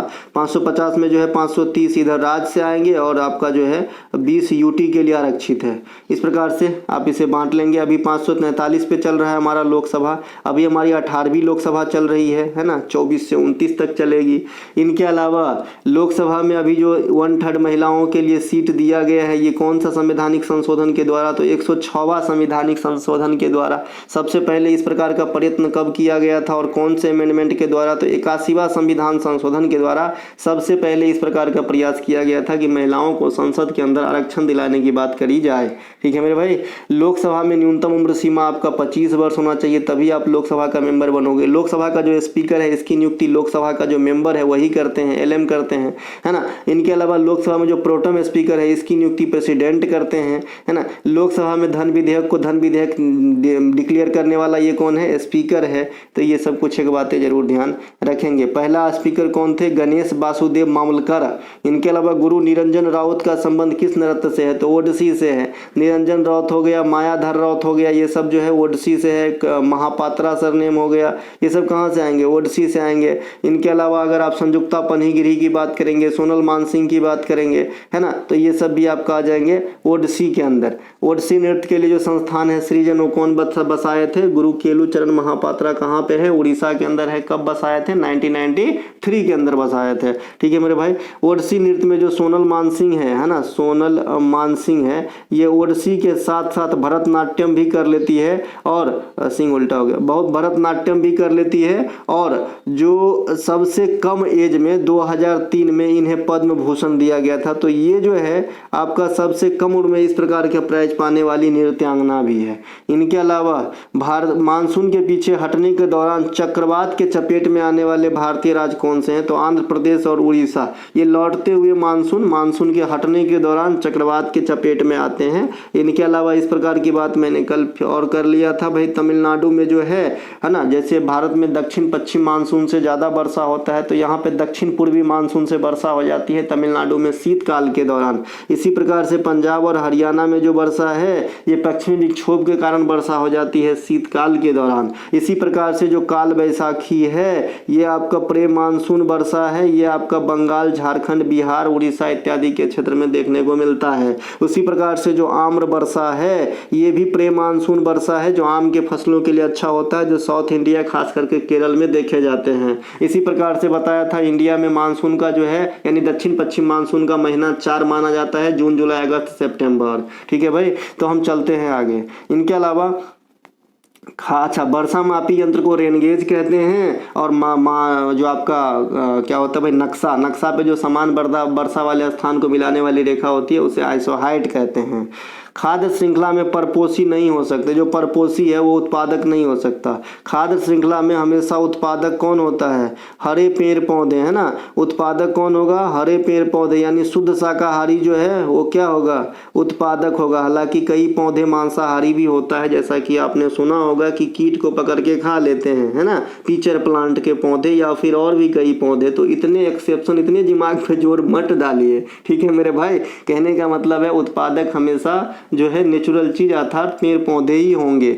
इसके बाद प्राथमिक उपभोक्ता होता है, फिर द्वितीयक उपभोक्ता होता है, फिर तृतीयक उपभोक्ता होता है, फिर अपघटक होता है। ये फूड चेन है। आज हमको लगता है कितने तारीख है, 16 अक्टूबर है ना, आज विश्व खाद्य दिवस भी होगा।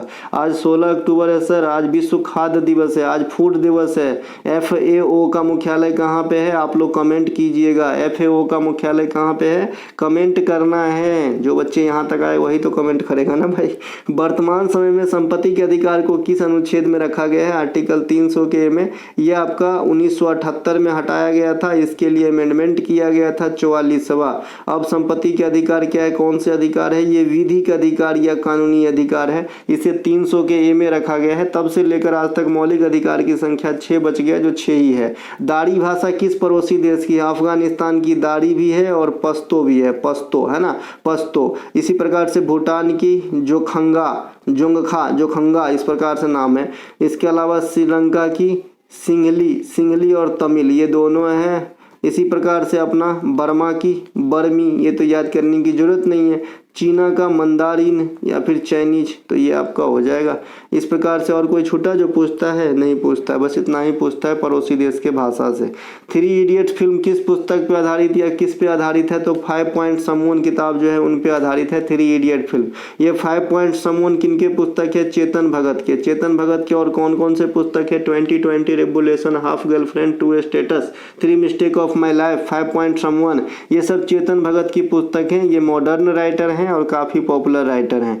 मोहिनीअट्टम, भरतनाट्यम और कुचिपुड़ी में कौन एकल महिला नृत्य है? ध्यान दीजिएगा साहब, इसमें एकल महिला नृत्य भरतनाट्यम है। एकल महिला नृत्य भरतनाट्यम है। इस एकल शब्द को मैं यहाँ से डिलीट कर दूँ तो आंसर मोहिनीअट्टम हो जाएगा। अगर इसमें एकल शब्द को यहाँ से डिलीट कर दूँ तो ये आंसर मोहिनीअट्टम हो जाएगा। तो बातों को समझिएगा। मोहिनीअट्टम, भरतनाट्यम, कुचिपुड़ी। कुचिपुड़ी से कोई लेना देना नहीं है, कंफ्यूज, क्योंकि कुचिपुड़ी में मेल और फीमेल दोनों भाग लेते हैं। राधा रेड्डी, राजा रेड्डी, याद रखिए। मोहिनीअट्टम और भरतनाट्यम ये दोनों में महिलाएं ही भाग लेती है, लेकिन भरतनाट्यम जो है ये महिला सिंगल डांस है, एकल डांस है। और ये जो आपका मोहिनीअट्टम है इसमें सिर्फ महिलाएं ही भाग लेता है, लेकिन इसमें एकल शब्द के जैसा कोई बात नहीं है। तो मोहिनीअट्टम, भरतनाट्यम, कुचिपुड़ी में एकल महिला नृत्य कौन सा? भरतनाट्यम। खाली महिला नृत्य कहता तो मोहिनीअट्टम, और कुचिपुड़ी में तो दोनों भाग लेते हैं। मोहिनीअट्टम केरल का है, भरतनाट्यम तमिलनाडु का है और कुचिपुड़ी कहाँ का है? आंध्र प्रदेश का है। ठीक है भाई, तो इन्हें ध्यान रखेंगे। कुचिपुड़ी का एक नाट्य का भामा कल्पम है जो आपको काफी बार पूछे जाते हैं। सिद्धेंद्र योगी को कुचिपुड़ी नृत्य को बढ़ाने में श्रेय दिया जाता है। इनके अलावा क्षेत्रफल की दृष्टि से भारत ... के बाद आती है। ऑस्ट्रेलिया आंसर है इसका। ये सबसे बड़ा कैसे हो गया? रसिया हो गया पहला नंबर पे, दूसरा नंबर पे कनाडा हो गया, तीसरे नंबर पे यूएसए हो गया, चौथा नंबर पे आपका चाइना है ना, 4 से चाइना, 4 से चौथा, 5 नंबर पे आपका आ जाएगा ब्राज़ील, 6 नंबर पे आपका आ जाएगा ऑस्ट्रेलिया, 7 नंबर पे आपका आ जाएगा इंडिया और 8 नंबर पे आपका आ जाएगा अर्जेंटीना। तो ये शुरू से लेकर 8 तक जो क्षेत्रफल के हिसाब से क्रम है, जरूर याद रखें। मैंने यहाँ से कथन के रूप में क्वेश्चन पूछता देखा हूँ उल्टा पुल्टा करके। ठीक है मेरे भाई। इनके अलावा इंडिया के पास कुल रकबा का 2.4% है पूरे विश्व का। इनके अलावा लक्षद्वीप की सबसे बड़ी द्वीप कौन सी है? ये एंड्रोट द्वीप है। लक्षद्वीप की सबसे बड़ी द्वीप जो है एंड्रोट है। लक्षद्वीप में टोटल 36 द्वीप है जो अभी अकाउंट में है, और भी होंगे लेकिन अकाउंट है, इतना अकाउंट में है। इनके अलावा लक्षद्वीप की राजधानी कावारती है ना, कवरती। लक्षद्वीप में आप जो है मलयालम या महे भाषा या दिवेही भाषा बोलते हैं ना, दिवेही और महे लगभग सेम। इनके अलावा लक्षद्वीप से और क्या क्वेश्चन है, ये जो चैनल को अलग करता है, तो मैंने बताया था कि सबसे छोटा 8 डिग्री चैनल अगर पूछे, 9 डिग्री चैनल पूछे और 10 डिग्री चैनल पूछे तो कैसे बताना है। 8 डिग्री वाले में दोनों प्रथमाक्षरी सेम रहेगा, यानी मालदीव से मिनी कोई को, है ना, मालदीव से मिनी कोई, तो दोनों में क्या हो गया, पहला मो है ना। और 9 डिग्री में दोनों अलग अलग रहेगा, लक्षद्वीप से मालदीव को, और 10 डिग्री में लिटिल अंडमान से कार निकोबार, यानी बड़का से छोटकू, है ना, दोनों में डिफरेंट प्रथमाक्षरी। और 8 डिग्री वाले में दोनों सेम रहेगा, मालदीव से मिनी कोई। पंडित शिव कुमार शर्मा का जन्म किस राज्य में हुआ था? देखिए पंडित शिव कुमार शर्मा क्या प्ले करते थे, तो संतूर प्ले करते थे, संतूर, है ना। पंडित शिव कुमार शर्मा हो गया, भजन सोपरी हो गया, इनके अलावा पंडित राहुल शर्मा भी हो गए, ये सब संतूर प्ले करते हैं। तो इनके जो जन्म हुए थे ये जम्मू कश्मीर में हुए थे।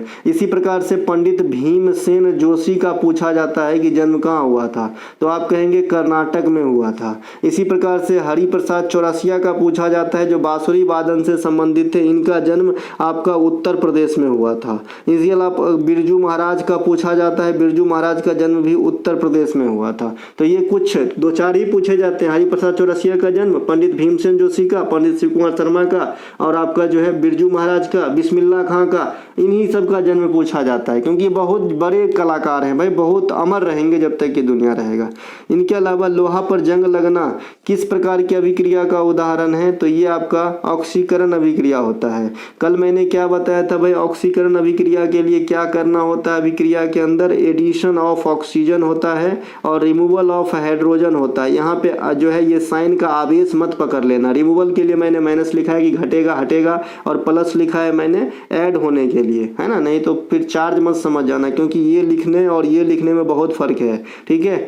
इनके अलावा ये एक कंडीशन है। दूसरा कंडीशन क्या है कि नन मेटल का जुड़ना होता है और मेटल तत्व का हटना होता है। ये ऑक्सीकरण के लिए जो है आवश्यक रिक्वायरमेंट है। तो ऑक्सीकरण अभिक्रिया होता है, लोहा पे जंग लगती है, ऑक्सीकरण अभिक्रिया हो जाती है, फेरस में ऑक्सीजन आके जुड़ता है और जल के ऊपर जल मतलब आके तो जुड़ता ही है, हवा और नमी से प्रतिक्रिया करके वहाँ पे एक परत बनाता है जिसे अपन जंग कहते हैं। लोहा पे जंग लगने के बाद उसकी वजन बढ़ती है, घटती है, तो बढ़ती है, ठीक है। और जंग से बचने के लिए क्या चीज़ लगाते हैं, तो कलर लगा देते हैं या जिंक का परत चढ़ा देते हैं, जिसे जस्ता भी कहते हैं, ठीक है, जिसे गैल्वेनेशन कहते हैं इस प्रक्रिया को। तो ये हो गया लोहा पे जंग धब्बे की काम। कौन सी विक्रिया होती है, ऑक्सीकरण होती है, ठीक है। फेरोस्फोरिक ऑक्साइड बनता है भाई, अगर पूछे कि भाई क्या बनता है, कौन सी विटामिन जल में घुल जाते हैं, पहला को छोड़ो दो को पकड़ो, तो ए को छोड़ दिया, बाद का दो क्या हो गया, बी और सी, तो ये दोनों जल में घुल जाते हैं, बाद बाकी ए हो गया, ई हो गया, डी हो गया, के हो गया, ये सब फैट सोलुबल विटामिन है, ठीक है भाई। तो ये हो गए। विटामिन बी में कितने विटामिन का कॉम्प्लेक्स है, तो 8 विटामिन का कॉम्प्लेक्स है, ये रक्त बढ़ाने इत्यादि के लिए जरूरी है। विटामिन बी का हालांकि अलग अलग प्रोसेस है, मतलब अलग अलग काम है, जैसे B1 आँख, B1 थायमिन बेरी आँख के लिए विटामिन ए का जो है जिम्मेवार है अच्छा रखने के लिए, विटामिन ए जिसे रेटिनॉल कहते हैं। विटामिन B1 की कमी से बेरी रोग होता है। विटामिन B2 को अपन क्या कहते हैं, ये पूछा जाता है, राइबोफ्लोविन। विटामिन B12 की कमी से क्या होता है, ये भी पूछा जाता है, और क्या पाया जाता है, ये भी पूछा जाता है। तो विटामिन B12 की कमी से खून की कमी होती है, और क्या पाया जाता है, तो कोबाल्ट पाया जाता है, इसे साइनोकोबाल्मिन कहते हैं, ये पूछा जाता है, ठीक है। विटामिन डी की कमी से कौन सा रोग होता है, ये पूछा जाता है, तो रिकेट्स होता है या हड्डी की बीमारी होता है। विटामिन सी का बाल पकना हो जाता है, त्वचा में झुर्रियों आ जाना, है ना, ये सब हो जाता है, और मसूड़ा से खून भी आना।